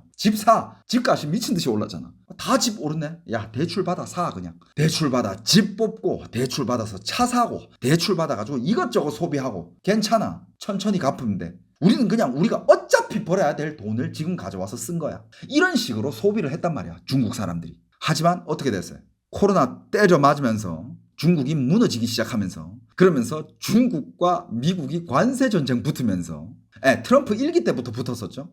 그때부터 중국 정부는 이제 예방 주사를 맞았다듯이 야, 정부의 돈을 비축해야 된다. 중국의 인민들이 굶어 죽고 나발이고 야, 집 갚는 돈 없다고? 야, 상관하지 말고 돈 풀면 안 돼. 왜? 우리는 미국이랑 싸워야 되니까. 그리고 우리가 키워야 되는 10대 산업이 있잖아. AI부터 시작해서 신생에너지, 우주항공, 로봇 이거 우리가 다 1등 먹어야 된단 말이야. 그러기 위해서는 우리가 돈이 많아야 돼. 야, 돈 풀지 마. 경기 부양하지 마. 필요 없어. 괜찮아. 돈 부족해? 세금 더 걷으면 돼. 야, 14억이야. 부추 수확하면 돼. 이러면서 중국은 이제 국고를 빵빵하게 잠그면서 황금 사들이면서 지금 미국이랑 맞짱을 뜨고 있으니까 중국의 거품들이 어떻게 돼? 쫙 꺼지는 거예요. 쫙 꺼지니까 어떻게 됐어? 중국 사람들은 일단 감봉을 당하죠. 월급이 막 20%, 30% 깎이고 50%가 깎여. 많은 데는. 그러니까 옛날에는 그 대출 원금 갚으면서도 이자 내면서도 쓸 돈이 남았다. 근데 지금 이자 원금 갚으니까 쓸 돈이 없어지는 거예요. 그러면서 자동차 팔고 빚더미에 안게 되면서 일은 또 계속 해야 돼. 그냥 일을 안 하면 그냥 이제 마이너스 인생 계속 되는 거고. 그러면서 이제 소비 수준이 대폭 떨어졌어요. 그러면서 사람들이 돈 안 쓰고 돈을 아끼니까 사람들이 안 나가게 되지. 왜냐? 나가면 돈이야. 나가면 돈 써야 돼. 맞잖아. 여러분들 요즘 세상이 그래요. 한국도 마찬가지야. 나가는 순간부터 돈이야. 집에 있으면 돈 안 나가요. 그러니까 여러분들 무조건 돈을 모아가지고 일단 집부터 사야 돼. 근데 집은 어디서 사야 되느냐? 거품 안 낀 데서 사야 돼. 뭔 말인지 알겠죠? 거품이 낀 데서 집 잘못 샀다가 그 거품 빠지면 당신 그동안 모은 돈 그냥 날아가는 거예요. 거품 안 낀 데가 없다고요? 있어요. 잘 찾아봐요. 있어. 아무튼 이건 또 부동산 얘기인데 그건 그만하고 그러니까 사람들이 이제 돈을 아끼기 위해서 집 밖에 안 나가니까 소비 간극이 됐다. 요즘 사람들 돈을 안 쓴다. 그러니까 집에만 있겠지. 근데 여러분들 사람들이 영원히 집에 있을 수는 없잖아. 그래도 사람들은 밥을 먹어야 되고 밥을 먹기 위해서는 일을 해야 되고 일을 하면 당연히 그 일하는 사람들은 밖에 나와 있어야 되고 출근 시간에는 사람이 많아야 되고 퇴근 시간에는 사람이 많아야 되고 점심 시간에는 사람이 어느 정도 있어줘야 되는데 그 사람들마저 안 보인다 이거야. 이게 너무 오래 지속되니까 사람들이 너무 이상한 거야. 그래서 어떻게 되느냐? 식당 사람들, 그냥 식당 밥집 사장님들, 아니 이 인간들이 나와서 밥도 안 먹나? 장사가 너무 안 된대. 그러면서 식당에서는 이제 장사가 안 된다 하고, 그러니까 그러면 사람들이 다 그냥 뭐 식당에 이제 안 가고 마트에서 장 봐서 밥 먹나 보다. 그래서 마트를 가봤다. 시장이나 마트 이런 데 갔어. 근데 시장에서 아주머니들이 하는 얘기가 야채가 안 팔린대. 야, 요즘 사람들 무슨 뭐 장을 안 봐. 마트에 오는 사람도 옛날보다 훨씬 적어지고. 그러면서 그러면 사람들이 밥을 집에서 시켜 먹나 보다. 중국에 그 배달 앱 너무 잘 돼 있잖아. 그래, 집에서 시켜 먹나 보다. 그런데 배달하는 사람들 얘기 들어보면 요즘 일이 없대. 옛날에는 배달이 많아가지고 막 배달 미친 듯이 막 뛰어야 되는데 요즘 배달할 게 없대. 그럼 배달도 안 시켜 먹어. 그럼 사람들 도대체 뭘 먹는 거야? 물론 지금 채팅창에 올라오는데 제가 말했죠. 중국 가서 제일 먹어야 되지 말아야 할 음식은 배달 음식이에요. 그 배달 음식에 뭐 덮밥 이런 거 오는 거 뭘로 만들었는지 아무도 몰라요. 어디 짱 박혀 있던 고기, 폐사한 닭오리 아무도 모릅니다. 여기 역시 우리 시청자분들은 좋았어. 자, 그럼 배달도 안 시킨다. 그럼 뭐냐? 사람들이 다 이제 인터넷으로 주문하나 보다. 뭐 중국에 많잖아. 뭐 찡동, 알리바바, 뭐 쉬인, 시인, 테무, 핀도어도 많잖아. 아무튼 인터넷으로 주문을 하나 보다. 그런데 여러분들 온라인 통계, 온라인 전자상 거래 사이트 데이터를 보면 평균 매출이 36%가 줄었대. 이 2024년의 데이터인데 36%가 줄었대. 그럼 올해는 더 줄었을 거 아니야. 사람들이 마트도 안 가고 시장도 안 가고 식당도 안 가고. 그래서 사람들이 내린 결론이 이거야. 그래, 요즘 도시가 일자리가 없어. 사람들이 돈 벌기가 힘들어. 일자리가 있어도 감봉되고, 감봉되면 그 돈으로 대도시에서 생활하기가 빠듯하잖아. 그래서 그래, 다들 고향으로 내려갔나 보다. 고향으로 가고 농촌으로 가고 다들 내려갔나 보다. 근데 웬걸? 여러분들 지금 중국의 농촌은요 더 유령화되고 있어요. 그냥 진짜 말 그대로 그 마을 전체가 그냥 통째로 벌어지고 사람들이 다 나가는 추세야. 농촌, 고향 이런 데는 사람들이 더 없어요. 왜냐? 농촌에서도 사람들이 SNS를 찍어 올리거든. 진짜 어떤 사람이 SNS 찍어 올린 거 보면 이 도시에 우리 집만 사는 것 같대. 자기랑 자기 할머니 1명 사는데 도시 전체가 사람이 없대. 할 게 없다는 거야. 하루에 낮에 이렇게 나와서 산책을 해도 옛날에는 이웃들 저기 앞집 아줌마 옆집 할머니 할아버지 마을 나갔다 하면 사람들 만나고 인사하고 하는데 요즘 사람이 없다는 거야. 농촌에도 사람이 없어. 그런 SNS들이 다 올라오면서 진짜 전국적으로 그럼 사람이 도대체 어디 가느냐, 이게 기사가 엄청 터지고 있어. 그래서 이 14억의 인구는 다 어디로 갔을까요? 그러면서 14억 인구 맞냐? 그러면서 이제 14억 이거 아니다. 야, 이거 중국에서 통계 잘못됐다. 왜냐하면 여러분들 중국의 통계는요 항상 그랬듯이 사람들이 안 믿어요. 중국 사람들은 절대 중국의 통계를 믿지 않습니다. 왜? 하도 조작된 통계들이 많으니까. 그러면서 중국에서 발표한 2024년 14억 1천만 인구, 야 그건 속인 거 아니야. 그러면서 이런저런 얘기가 나오고 있는데 어떤 얘기가 나오느냐? 중국의 출생률, 사망률, 통신 가입자 수, 이런 모든 지표가 굉장히 이상하게 통계가 되고 있어요. 자, 예를 들면 2022년에서 2023년 사이에 모바일 가입자 수가 2천만 명이 감소가 된 거야. 사람이 살아있으면 이 세상에 지금 스마트폰을 안 쓰고 어떻게 살아? 근데 2천만 명이 감소했어. 뭐지? 아무리 돈이 없어도 핸드폰 없이 산다고? 중국에서 스마트폰 없이 못 삽니다. 절대 못 살아요. 근데 2천만 명이 감소가 됐어. 자, 근데 왜 또 8억이라는 말이 나왔을까? 일부 중국의 경제학자들이 분석한 자료들이 있는데 자료가 유출이 된 거야. 그 자료에서 하는 얘기가 실제 체감되는 인구가 8억에서 9억 선이다. 14억 안 된다라는 이런 통계 경제학자들이 분석 자료가 있어. 이게 유출이 된 거야.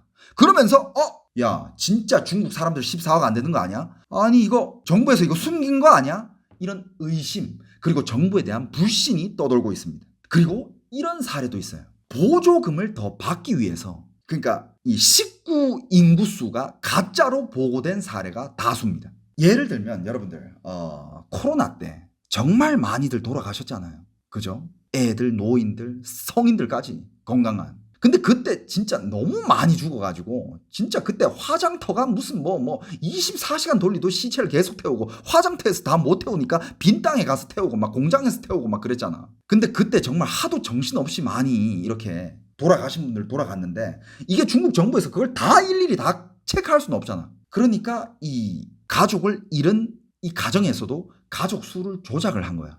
예를 들어서 뭐 집안에 원래는 뭐 할머니 할아버지 있었고 와이프 남편 있었고 자식 한 명 이렇게 있었는데 갑자기 할머니 할아버지가 돌아가셨다든가 아니면 할머니 할아버지 자식까지 돌아갔어. 근데 그럼 2명밖에 없잖아. 아니야. 안 죽은 걸로 신고를 했거나 허위 신고를 하는 거지.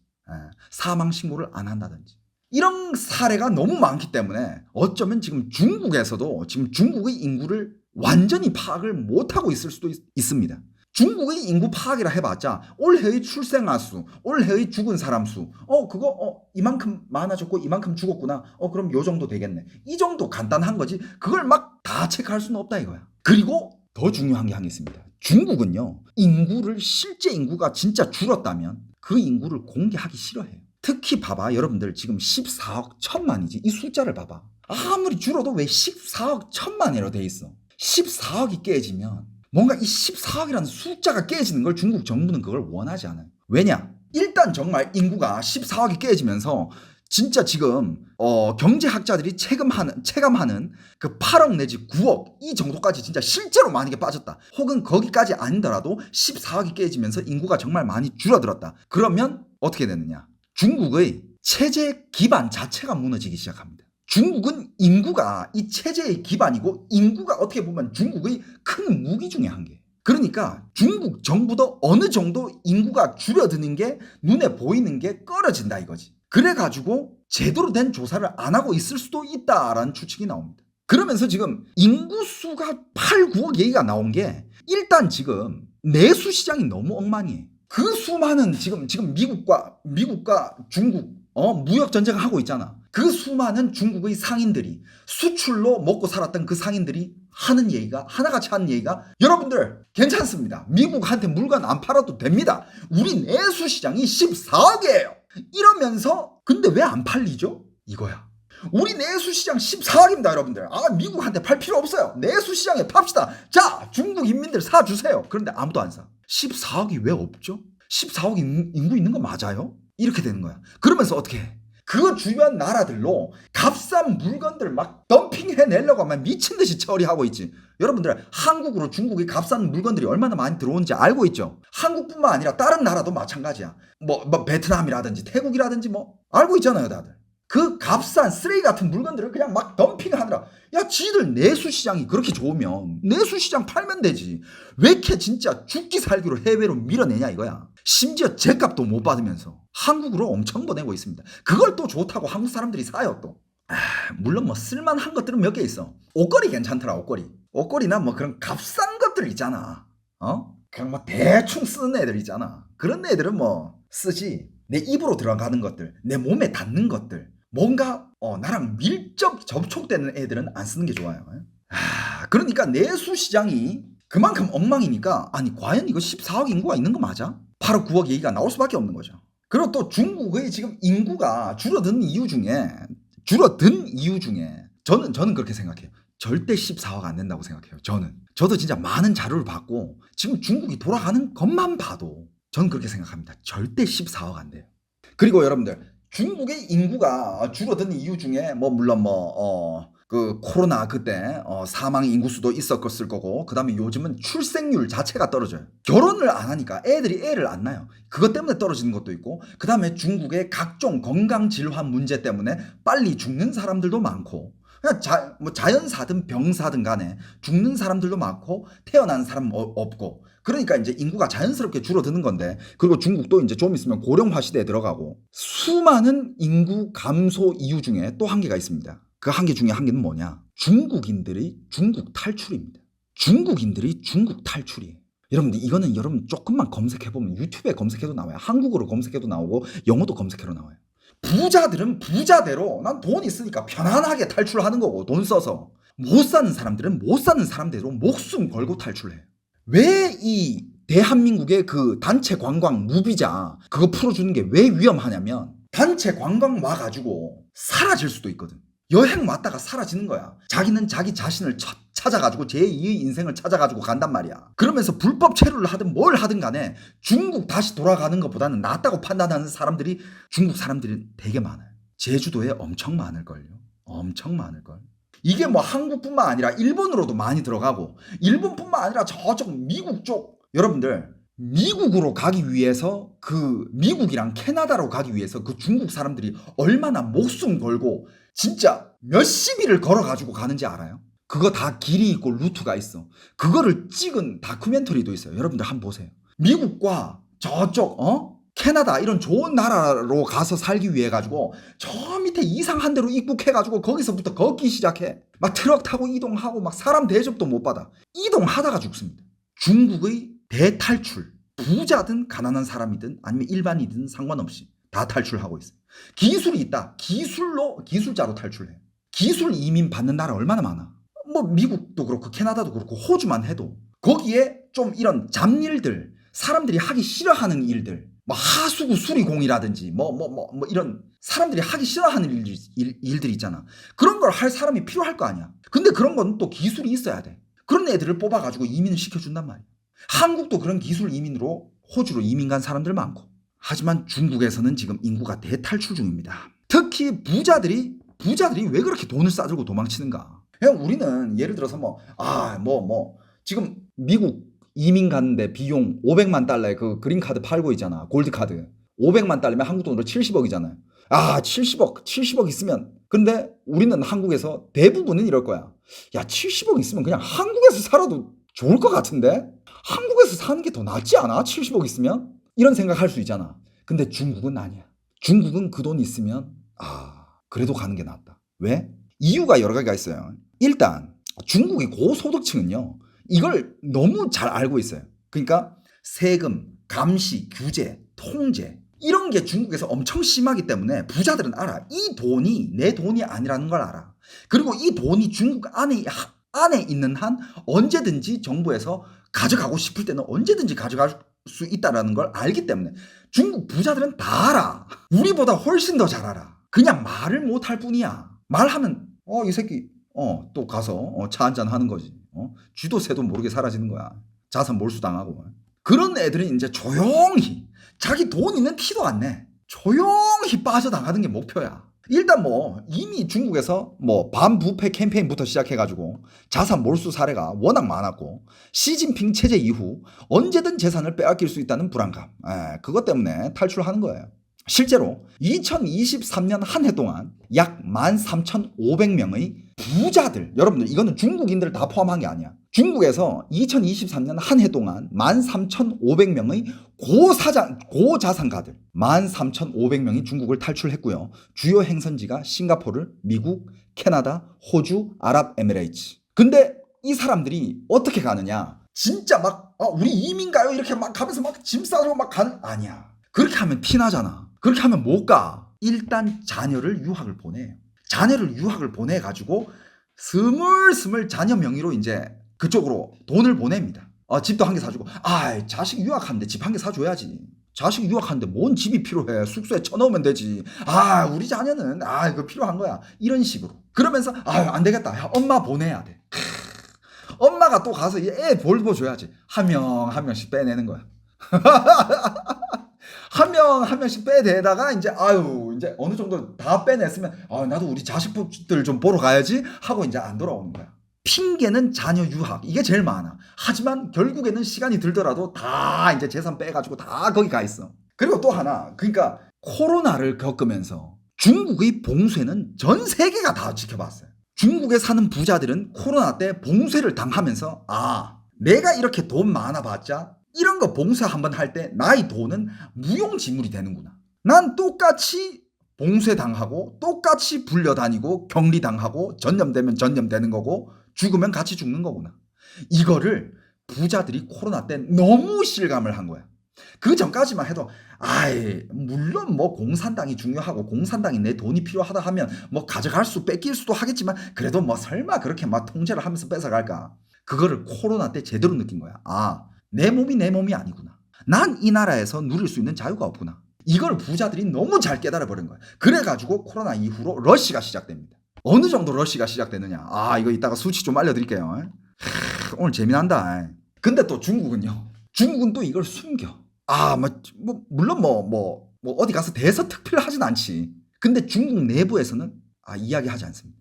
이런 관련된 기사도 안 내. 그러니까 중국에서 부자가 중국에서 빠져나가고 있다 이런 기사 자체를 안 내. 왜? 중국은 살기 제일 좋은 나라여야 되고 중국은 모든 사람들이 살고 싶어하는 나라니까. 그러니까 중국이 부자들은 안 나가. 중국에서 다 살고 있어. 체제 유지도 해야 되고 사람들한테 이 민심도 잡아야 되고 보여주는 이 이미지가 중요하기 때문에 부자들이 다 매년마다 미친 듯이 나가고 있다라고 중국에서 그걸 얘기해버리면 중국 사람들은 중국이 제일 살기 좋은 나라 아니었어? 공산당이 영도 아래. 공산당 우리 시진핑 주석님이 영도 아래. 중국이 제일 강한 나라고 중국이 제일 살기 좋은 나라 아니었어? 근데 부자들이 왜 나가?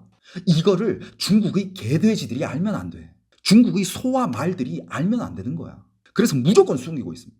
하지만 그게 숨긴다고 숨겨지나? 해외로 받아들이는 그게 있잖아. 그 통계가 나왔어요. 여러분들 알려드리겠습니다. 자, 여러분들. 중국의 이 이민 간 사람들 중에 어떤 사람들이 있냐? 일단 말 그대로 부호들, 셀럽들, 비즈니스맨들, 기업가들 있고 그 다음에 여러분들 심지어 공산당 간부 가족까지 있어요. 중국에서 이렇게 활동하고 있는 이름 걸고 활동하고 있는 유명한 사람들 있잖아. 걔네들 본인이 외국 국적이 아니잖아. 걔네 중에 가족 중에 한 명이라도 이미 외국 국적은 무조건 따 있어. 왜? 걔 통해가지고 자산 빼돌려야 되거든. 간부 가족까지도 미국에 가 있어. 간부 가족 명의로 맨하튼에 건물 가지고 있어. 이렇게 족같은 새끼들이에요. 여기 안 나올 수가 없네. 한국에 누가 그런 비슷한 짓 하고 있는지 한번 봐봐요. 국회의원 중에. 대기업 자녀들, 그 다음에 간부 자녀들, 그 다음에 유명 스타들. 유명 스타들은 본인 명의 자체가 외국인 사람들 많아. 그 옛날에 유명한 사건이잖아. 중국에 찌엔구어 따예라는 영화를 찍어요. 건국대업. 중국이란 나라는 어떻게 세워졌느냐, 어떻게 해방이 됐느냐, 이 영화를 찍는데 중국의 톱스타 한 50명 정도 투입됐어. 톱스타를 그냥 데려와서 그냥 카메오로 써버리고. 왜냐? 건국대업, 중국의 역사, 중국이 어떻게 만들어졌는지 만드는 이 중요한 영화에 너 탑스타라고 너 안 나올 거야? 그 모든 탑스타를 출연료 필요 없어. 난 무조건 출연. 아무 역이나 줘. 나 다 할게. 그러면서 한 50명의 탑스타가 딱 중국의 건국대업 출연했어요. 근데 웃긴 게 뭔지 알아? 그 탑스타들 중국 국적 가지고 있는 새끼들 한 명도 없었어. 브라보. 이게 중국이에요, 여러분들. 그래도 걔네들은 유명하고 돈이 있으니까 뒷길이라도 한 개 놔두는 거지. 뭐 잘못되면 일단 자기 국적 나라로 도망가면 되잖아. 일단 거기에다가 자산도 좀 많이 사놨을 거고. 돈이 있으니까. 하지만 돈이 없다? 그럼 그냥 그 나라의 그냥 소, 말, 개돼지로 사는 거예요. 이게 공산당의 무서운 점이야. 이래도 중국 속국 돼도 괜찮을 것 같아? 자, 그리고 진짜 이것만 봐도 중국이 그렇게 살기 좋은 나라면 중국 사람들은 왜 그렇게 탈출하냐고. 목숨 걸고 왜 그렇게 탈출하냐고. 말이 안 되잖아. 여러분들, 미국 살기 좋아요? 안 살기 좋아요? 미국은 이민자가 많이 들어가고 있는 나라입니다. 물가 비싸. 총기 소재. 그건 살기 안 좋아. 하지만 다양하게 따져봤을 때는 그래도 미국은 살기 좋아. 자유가 있고. 이 인간한테 있어서 자유가 얼마나 중요한 건지 여러분들은 자유를 잃어봤잖아, 코로나 때. 그래도 몰라, 자유가 얼마나 중요한 건지? 여러분들, 싱가포르. 물론 이민하는 이유들 중에 다양한 이유가 있겠지만, 자, 일단 내가 하고 싶은 얘기는 그거야. 중국이 만약에 그렇게 살기 좋고 그렇게 좋은 나라라면 왜 그렇게 많은 부호들과 왜 그렇게 많은 중국 사람들이 목숨을 걸고 중국을 탈출하고 있느냐, 이거 얘기를 하고 싶다 이거예요. 자, 일단 이 중국에서 2023년에 그 이민을 한 13,500명의 사람들은 이 부호라잖아. 말 그대로 부자야. 근데 부자의 기준이, 그 국제적 기준이 요즘 이거래요. 자기 부동산, 주식, 재산 이런 거 다 빼고 내가 유동자산, 나 지금 돈 좀 써야 돼. 그러면 툭 하면 15억은 꺼낼 수 있어야 돼요. 한국 돈으로. 그게 부자예요. 현금 자산 15억은 언제든지 내가 딱 꺼낼 수 있어야 그게 부자야. 말 그대로 100만 달러. 그렇지. 한국 돈 15억. 여기 여러분들 15억 바로 이렇게 꺼내놓을 수 있어? 그거 꺼내 놓을 수 있어야 부자야. 자, 그런 부자들이, 그런 급의 부자들이 13,500명이 2023년에 중국을 탈출했고, 자, 2024년의 데이터가 있습니다. 일단 2024년의 데이터를 말씀드릴게요. 중국의 대탈출이 세계 1위예요. 2024년 15,200명이에요. 오 마이 갓. 이런 부자들이 2024년에 각 나라에서 얼마나 유출이 됐는지 이걸 한번 알아보자 이거야. 1위는 중국인데 여러분들 1위부터 10위까지 얘기할 건데 한국도 들어가 있습니다. 여러분들 지금 한국의 부자들 한국 탈출도 엄청나요. 자, 1위가 15,200명. 이건 부자입니다. 이민수가 아니야. 부자들이 탈출. 중국 15,200명 탈출했고요. 2위가 의외예요. 2위가 영국입니다. 2위가 영국 9,500명이에요. 아, 이건 너무 의외예요. 영국이라 하면 정말 부자들이 가고 싶어하는, 이민을 가고 싶어하는 그런 정통 약간 귀족 역사가 있는 그런 막강한 영국이었는데 영국에서 9,500명 탈출했어요. 2위입니다. 이민자들이 영국 먹었다고요? 아, 영국으로 중국 사람들 많이 가 있지, 그지? 아무튼 그리고 인도가 3위 4,300명 탈출. 근데 인도는 뭐? 인도에서 만약에 내가 인도에서 50억 정도 있잖아, 무조건 탈출합니다. 아니, 인도는 그건 이건 당연한 거라고 봐. 아, 난 이거 숫자가 적다고 생각해. 아, 더 탈출을 했어야지. 부자가 없나? 아, 인도는 당연히 탈출해야 되는 거고. 근데 진짜 마음 아픈 게 한국이 4위야. 한국이 4위예요, 여러분. 1,200명 탈출했어요. 1,200명 탈출했어. 근데 여러분들 이게 2024년에 탈출한 부자잖아요. 내가 더 조사를 해봤는데 2024년에 한국에서 1,200명의 부자가 이민을 갔고 2022년에는 400명, 2023년에는 800명 계속 늘고 있습니다. 한국 상속세 좀 어떻게 하자. 여러분들 상속세 개편될 때 됐어. 몇십 년 동안 똑같은 거라 그랬죠? 세율 구간이. 야, 지금 물가가 얼마나 올랐는데 일을 안 해. 라겔락 우리나라 기업이었는데 상속세 때문에 회사를 팔아버리고 해외로 떴다고요? 근데 기업들은 또 얘기가 달라. 기업들은 방법이 많거든. 기업들은 달라요. 기업들은 방법이 많고 그 다음에 그 문제뿐만은 아니었을 거예요. 자, 아무튼 그 다음에 러시아가 5위입니다. 러시아는 뭐 지금 전쟁 중이니까 부자들 나가야죠, 그죠? 1,000명 탈출을 했고요. 브라질 치안, 안전, 생명의 위협이 있잖아요, 그죠? 그 다음에 사회가 말이 아니잖아. 800명 탈출했고요. 남아프리카 위험하죠, 그죠? 600명 탈출했고, 여러분들 여기서 8위가 대만의 부자들도 탈출하고 있습니다. 대만 400명 탈출했어요. 근데 대만은 지금 국제 정세가 굉장히 쫄리는 상황이죠. 대만은 홍콩을 지켜봤잖아요. 홍콩 그때 그 사태 터졌을 때 홍콩의 부자들 싹 다 싱가포르로 왔어요. 싹 다 싱가포르로 와가지고 싱가포르 물가가 미친 듯이 폭등한 거예요. 홍콩 그 사태 일어났을 때 싱가포르이 꿀 빨았죠. 싱가포르 그때는 탕핑이 아니었어. 그때는 탕잉이었어요. 누워서 승리했어. 싱가포르 그냥 누워가지고 홍콩 온다며 그 다음에 9위가 나이지리아 300명이 탈출했고 베트남이 300명 탈출했습니다. 부자 탈출해야 된다고 봅니다.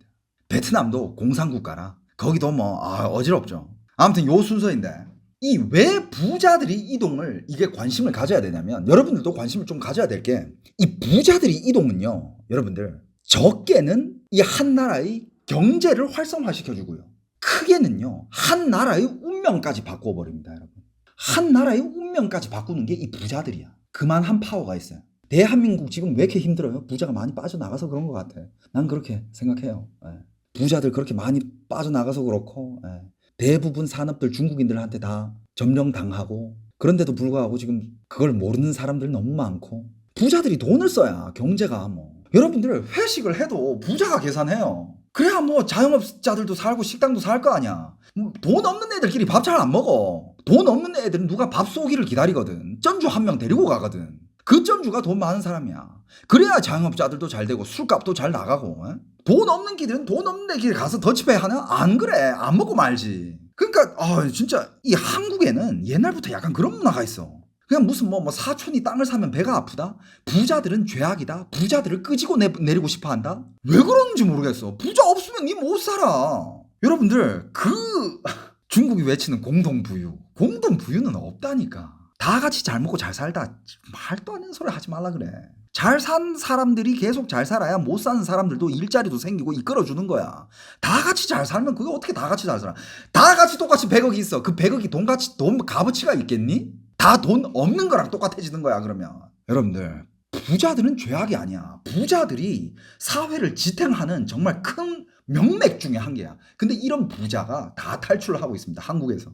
해마다 인구가 늘고 있어요. 부자의 탈출 인구가. 자, 중국은 매년마다 10,000명 이상씩 지금 탈출 중이거든요. 한국도 지금 400명, 800명, 1200명. 지금 이제 여러분들 정책에 따라 가지고 진짜 대한민국 정책이 어떻게 바뀌느냐, 어느 쪽으로 가게 되느냐에 따라 가지고 부자의 탈출들은 계속 심해질 거고, 부자들이 다 탈출하고 나서 뭐 하겠니? 진짜 이게 정말 말이 안 되는 게, 예를 들어서 정부에서 요즘 경제 활성화가 안 되니까 모든 사람들한테 100만 원씩 나눠준다? 그 안 나눠준 거랑 똑같아. 하나 많아야. 이거 또 더 딥하게 얘기 들어가면 또 이제 또 좌우냐 어쩌고 저쩌고 하는, 그만하고. 자, 외국 상황 봅시다.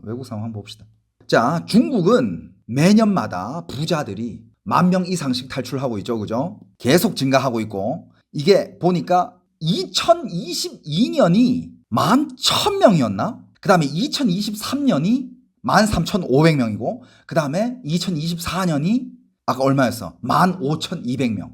중국도 부자의 탈출이 계속 증가하고 있습니다. 자, 그렇다면 2024년에 부자들이 제일 많이 유입된 나라가 어딘지 한번 봅시다. 전 세계의 부이동, 이걸 봐야 돼요. 그리고 부자들이 그 나라를 선택하는 데는 이유가 있어. 어떤 이유가 있는지 여러분들한테 오늘 또 다 얘기해 드릴 겁니다. 자, 일단 순위부터 봅시다. 순위부터 1위가 어딜 것 같아? 그 수많은 부자들이 진짜 자기 자산들을 보호하기 위해서, 여러분들 이거부터 얘기하자. 부자가 이민한 데 있어서는 이유가 몇 개가 있습니다. 일단 여러 개가 있어요. 이 여러 개를 다 기록하세요. 일단 자기의 안전.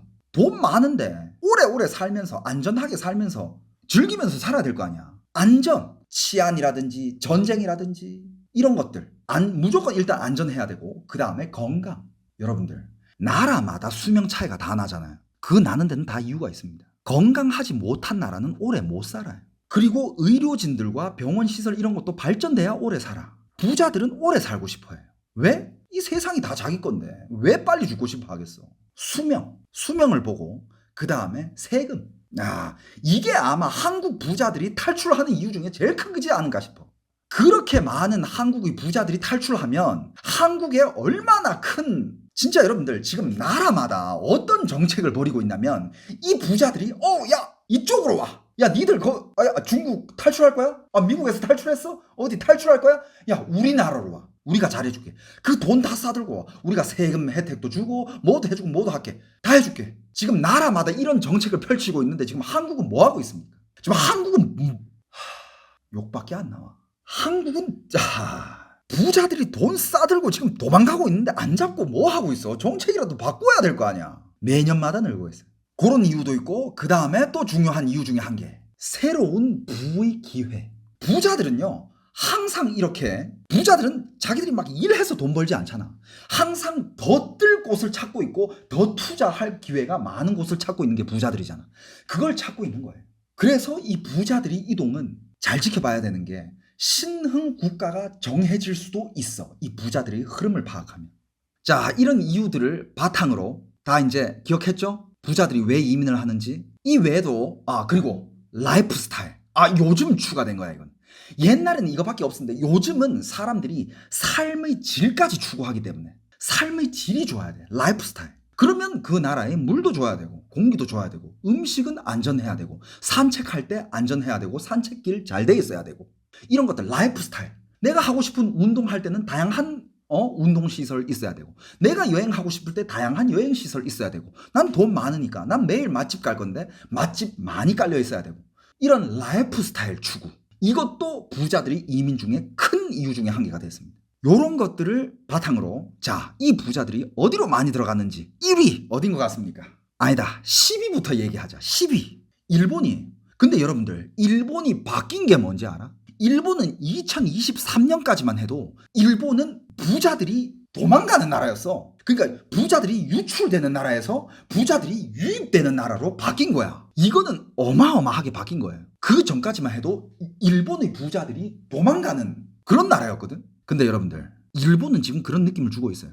잃어버린 30년. 일본의 경제는 망했다. 잃어버린 30년. 이거를 지금 일본은 그거를 겪었고, 그거를 겪으면서 지금 그거를 기반으로 지금 바닥을 찍으면서 차곡차곡 지금 살짝 올라오고 있는 느낌이 들러. 일본은 지금 반등세야. 바닥이 아주 잘 다져지고 있다라는 그런 느낌이 들어요. 일본은. 그리고 일본에는 10인데 총 얼마나 많은 부자들이 일본으로 갔냐? 총 400명이래. 근데 그 400명 중에 그 400명 중에 중국 사람들이 제일 많았어요. 중국이랑 일본이랑 비교하면 일단 삶의 라이프 퀄리티 일본이 압승이야. 의료 일본이 압승이야. 음식 안전 일본이 압승이야. 공기 일본이 압승이야. 인프라 일본이 압승이야. 맛집 일본이 압승이야. 복지 일본이 압승이야. 또 중국은 일본이랑 이렇게 비교했을 때 부자들 입장에서 중국에서 살까? 일본에서 살까? 일본으로 갑니다. 근데 일본은 좀 문턱이 높아. 많이 부자여야 돼. 왜? 잘못 갔다가 일본도 세금이 꽤 있거든요. 일본도 세금이 꽤 높아. 그래가지고 중국 부자가 잘못 갔다가 덕을 못 보고 꼬꾸라질 수도 있어. 하지만 돈이 좀 많이 많다. 그럼 일본으로 가면 뭘 하는지 알아요? 여러분들, 중국 부호가 일본 가서 뭘 제일 많이 했는지 알아요? 중국 사람들이 일본 가가지고 제일 많이 산 게 부동산 아니에요. 여러분들, 이건 몰랐던 분들도 많을 거야. 저도 조사하면서 살았는데 중국의 부자들이 일본으로 가면서 많이 산 게 여러분들 절이에요. 사찰, 절을 많이 샀어요. 그걸 왜 샀냐? 중국의 부자 애들은 그런 걸 어떻게 하는지 몰라. 제가 그런 거 컨설팅 해주는 애들이 다 있나 봐. 일본에서 절을 가지고 있잖아요. 세금 혜택이 장난이 아니래. 이런 저런 혜택들 아니지. 중국 부자가 일본 가서 절을 사가지고 소림사를 차리려는 게 아니라 무슨 중국 부자가 일본 가가지고 절 사가지고 여기는 이제 소림사로 차립니다. 그러면서 무슨 교육비 받을래? 레슨비 받을 거야? 아니면 티켓 받으면서 돈 벌라고? 나 진짜 부자들은 생각하는 게 달라. 그러니까 그건 어떻게 보면 절을 왜 사지? 절을 리모델링 해가지고 어떻게 관광 상품으로 티켓 한 장당 얼마씩 해가지고 티켓비 벌려고 하나? 가난한 사람들의 사고방식. 걔네들은 그게 아니었어. 절을 일단 가지고 있으면 그 절이 얼마든지 비싼 간에 이 절이 가지고 있으면 이 절만큼 이것보다 훨씬 더 큰 세금 혜택을 받을 수 있다 이거야. 그래가지고 절을 산 거야. 와, 진짜 이것도 처음 알았어. 자, 일단 10위는 일본이었고, 자, 9위 어딥니까? 9위는 포르투갈입니다. 800명이 들어갔어요. 포르투갈도 물가가 너무 올라가지고 난리야. 그래가지고 포르투갈의 청년들이 삶이 힘들어진다. 왜? 부자가 너무 많이 들어오니까 물가가 너무 오르고 청년들의 삶이 힘들어진다. 이러면서 물가가 너무 오르니까. 아무튼 그리고 8위, 여러분들 8위도 의외예요. 그리스입니다. 8위 그리스 1200명이 들어갔고요. 근데 그리스는 파산된 나라 아니야? 파산하기 일부 직전인 그런 나라 아니야? 아무튼 그 다음에 7위는 스위스입니다. 1500명이 들어갔고요. 그 다음에 6위는 이탈리아입니다. 2200명이 들어갔죠. 5위는 호주입니다. 2500명이 들어가요. 호주는 오랜 세월 동안 부자들의 이민지죠. 여기는 부자들 이민지의 강자죠. 호주는.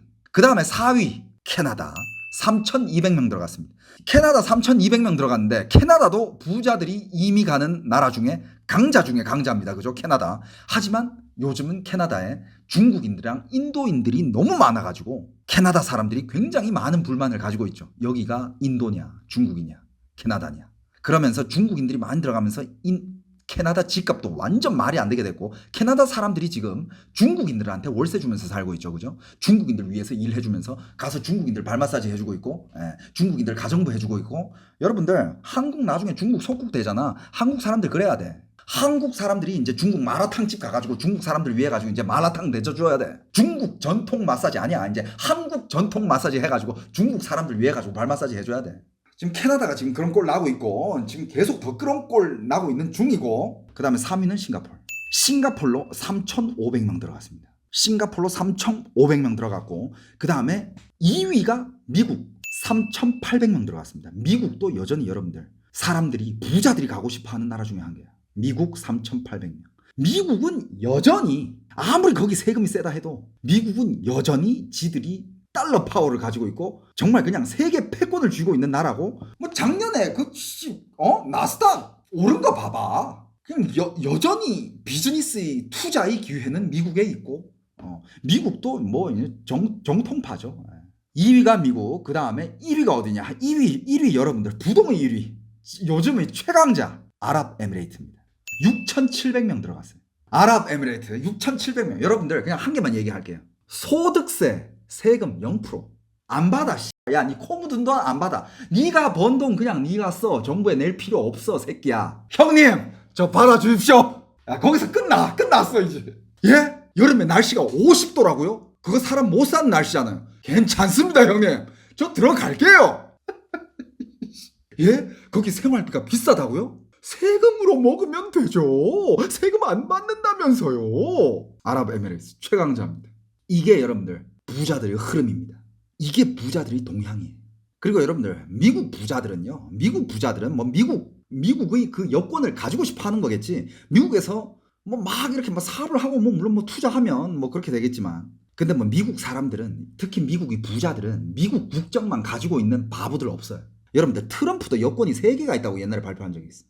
미국의 부자들은 미국에서 할 때 미국 여권 쓰고, 딴 나라 가서 뭐 딴 거 할 때는 또 다른 여권 쓰고, 또 어느 나라 가서 어느 나라 할 때는 또 다른 여권이 있고, 이게 정상이야. 아랍에미레이트 3년 연속 1위고요. 개인 소득세 0%. 뭐 이걸로 뭐 더 이상 뭐 설명할 게 있나? 자, 그 다음에 여러분들 2023년, 2024년에 중국 사람들이 제일 많이 간 게 어디냐? 그 중에 탑이 싱가포르예요. 싱가포르가 중국 사람들이 피난처로 아주 톡톡히, 여러분들 싱가포르 물가 3배 올랐어요. 3배. 옛날에 여러분들 50만 원 하는 호텔이 지금 150해요. 정말 싱가포르 미쳤어요, 진짜. 싱가포르는 뭔 죄야라고 하는데, 여러분들, 그러니까 여러분들 그냥 중국 사람들 개나 소나 다 싱가포르로 6,500명 들어간 게 아니잖아. 다 합치면 몇 년 동안 다 합치면 몇만 명 될 것 같은데, 개나 소나 다 간 게 아니라 부자들만 갔잖아, 여러분들. 그게 포인트야. 부자들은 달라요, 여러분들. 배운 거부터 달라. 여러분들 부자들, 중국인들 중에 부자들 교양 많아. 아유, 예절도 바르고 교양도 많고, 아우, 그냥 여러분들이 맨날 기사에서 보는 그런 중국인들이랑 달라요. 근데 그런 거는 어느 나라 부자나 똑같아. 여러분들 한국 부자들도요, 여러분들이 못 만나서 그렇고 드라마에서 맨날 부자들을 악인화시키고 막 부자들은 막 맨날 싸가지 없을 것 같고 어이가 없네 이럴 것 같고 막 부자들은 맨날 무슨 가난한 사람들 박탈할 것 같고, 그건 드라마 많이 봐서 그래요. 여러분들 실제로 부자들은요 교양 있고요, 잘 배웠고요, 얼마든지 남을 더 돕기를 원해요. 여러분들이 생각하는 부자들은 그런 부자가 아니라니까. 부자들은 자기가 손해보더라도 남한테 더 이득이 됐으면 해. 그래야 자기가 더 부자가 되는 그런 이치를 너무 잘 알거든. 막 같이 합작을 해. 야, 내가 니보다 더 많이 빼먹어야지. 내가 먼저 돈 더 많이 가져가야지. 이런 새끼들 부자 안 돼. 같이 일을 하고 같이 합작을 해도 주위 사람들 다 부자 만들어줘. 나는 개 거지라도 괜찮아. 난 지금 못 벌어도 돼. 주위 사람들 다 도와주고 다 부자 만들어주고 다, 그러면 나중에 내가 훨씬 더 부자 되는 걸 이 이치를 너무 잘 알기 때문에 부자들이 훨씬 더 선하고 이타적이고 교양 있고 훨씬 더 잘 배우고, 아유, 여러분들 물론 그 중에서 망나니 같은 애들 몇 프로는 있겠지. 하지만 대부분은 그렇다 이거야. 대부분은. 그러니까 그런 부자들이, 중국의 부자들이 싱가포르로 돌아와가지고, 여러분들 싱가포르 치안이랑 싱가포르 길거리 깨끗한 거 봐봐. 중국 사람들이 여기 왔으면 들어오셔야 될 거 아니야. 아니잖아. 질서는 다 지켜지고 있고, 걔네들은 그러니까 아무데나 막 가가지고 막 침을 뱉고 막 담배 꽁초 버리고 그만큼 못 배우지 않았다니까. 걔네들이 여기 이민 오면서 싱가포르의 법은 어떤 거고, 여기 법이 이런 거니까 여기 법을 존중을 해주자, 이런 거부터 체크한다니까. 중국의 부호들이 싱가포르로 엄청 오면서, 여러분들 싱가포르 6대 부호가 있어. 6대 부호 중에 2대 부호가 싱가포르 정통파 싱가포르 사람들이고, 나머지 4대 부호는 유입 부호야. 그 중에 누가 있냐? 여러분들 하이디라오 사장, 싱가포르 6대 부호 중에 한 명이야. 하이디라오 사장.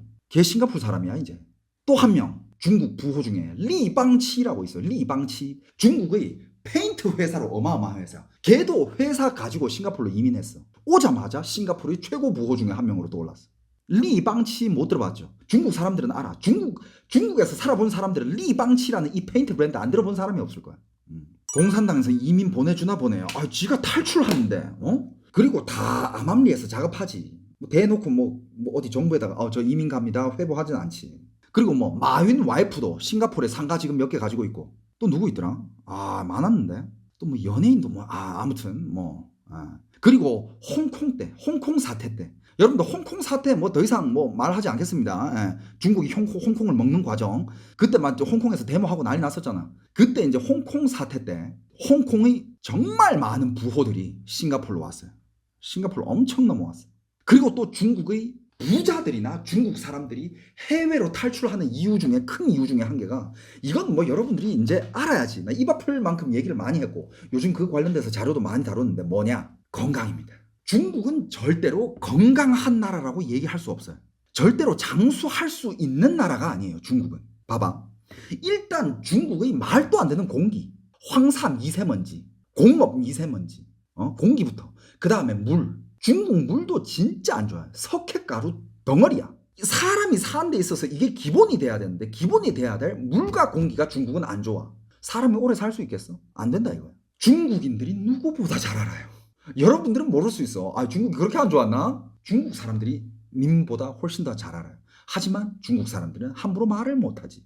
함부로 말했다가 너 중국 얼굴에다가 먹칠하는 거야?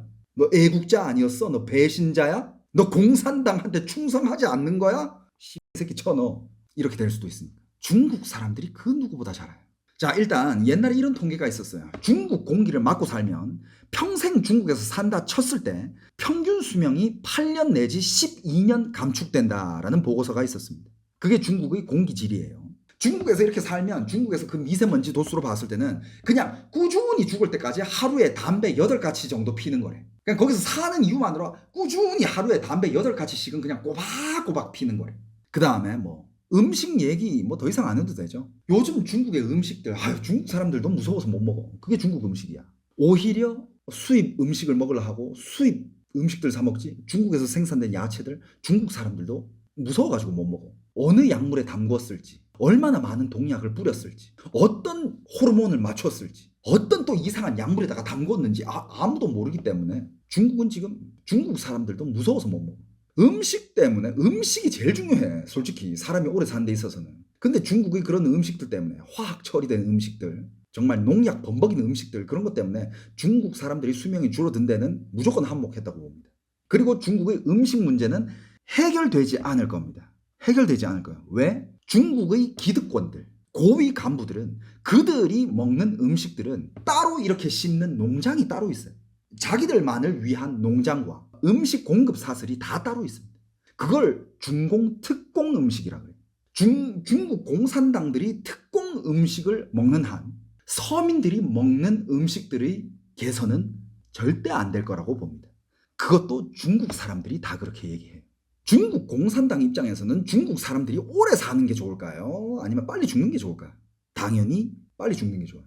너무 늙으면 중국에서 그 양로금 부담 못해. 너무 오래 살면. 중국의 양로금 그 부담을 못합니다. 그러니까 너무 늙기 전에 적당히 빨리 죽고 그 다음에 젊은 애들은 빨리빨리 애 낳고 그래 애들 그 빨리 켜가지고 또 소 말로 부려 먹이다가 적당히 60, 70에 죽어주면 양로금 안 들어가고 계속 이렇게 순환되면서 인구는 14억 유지하고 이게 제일 좋은 거거든. 중국 나라 입장에서는. 그러니까 중국은 중국 사람들이 장수를 원하지 않습니다. 지금 이거 중국 14억 함부로 장수했다가 나중에 진짜 중국 인구 반 이상이 노인이 될 수 있어요. 그때 중국 정부 그거 감당 못합니다. 그러니 이런 정말 다양한 이유들 때문에 중국의 인구가 다양한 방식으로 줄어들고 있다라는 것은 어느 정도 증명이 되지 않을까. 그리고 제 생각에는 지금 중국인 몇 명까지는 저도 확실히는 모르겠지만 14억은 절대 안 된다고 생각합니다. 14억 절대 안 돼요. 이게 오늘 여러분들이 궁금해했던 중국 인구 8억 설에 대한 저희 여러 가지 분석이었습니다. 어때요 여러분? 재밌었어요? 여러분들 재밌으면 구독 꼭 눌러주세요. 제 채널을 구독해놨다고 여러분들 인생에 절대 해가 될 일은 절대 없습니다. 유익한 정보들만 가져올 테니 꼭 구독을 해놓으시기 바랍니다. 오케이?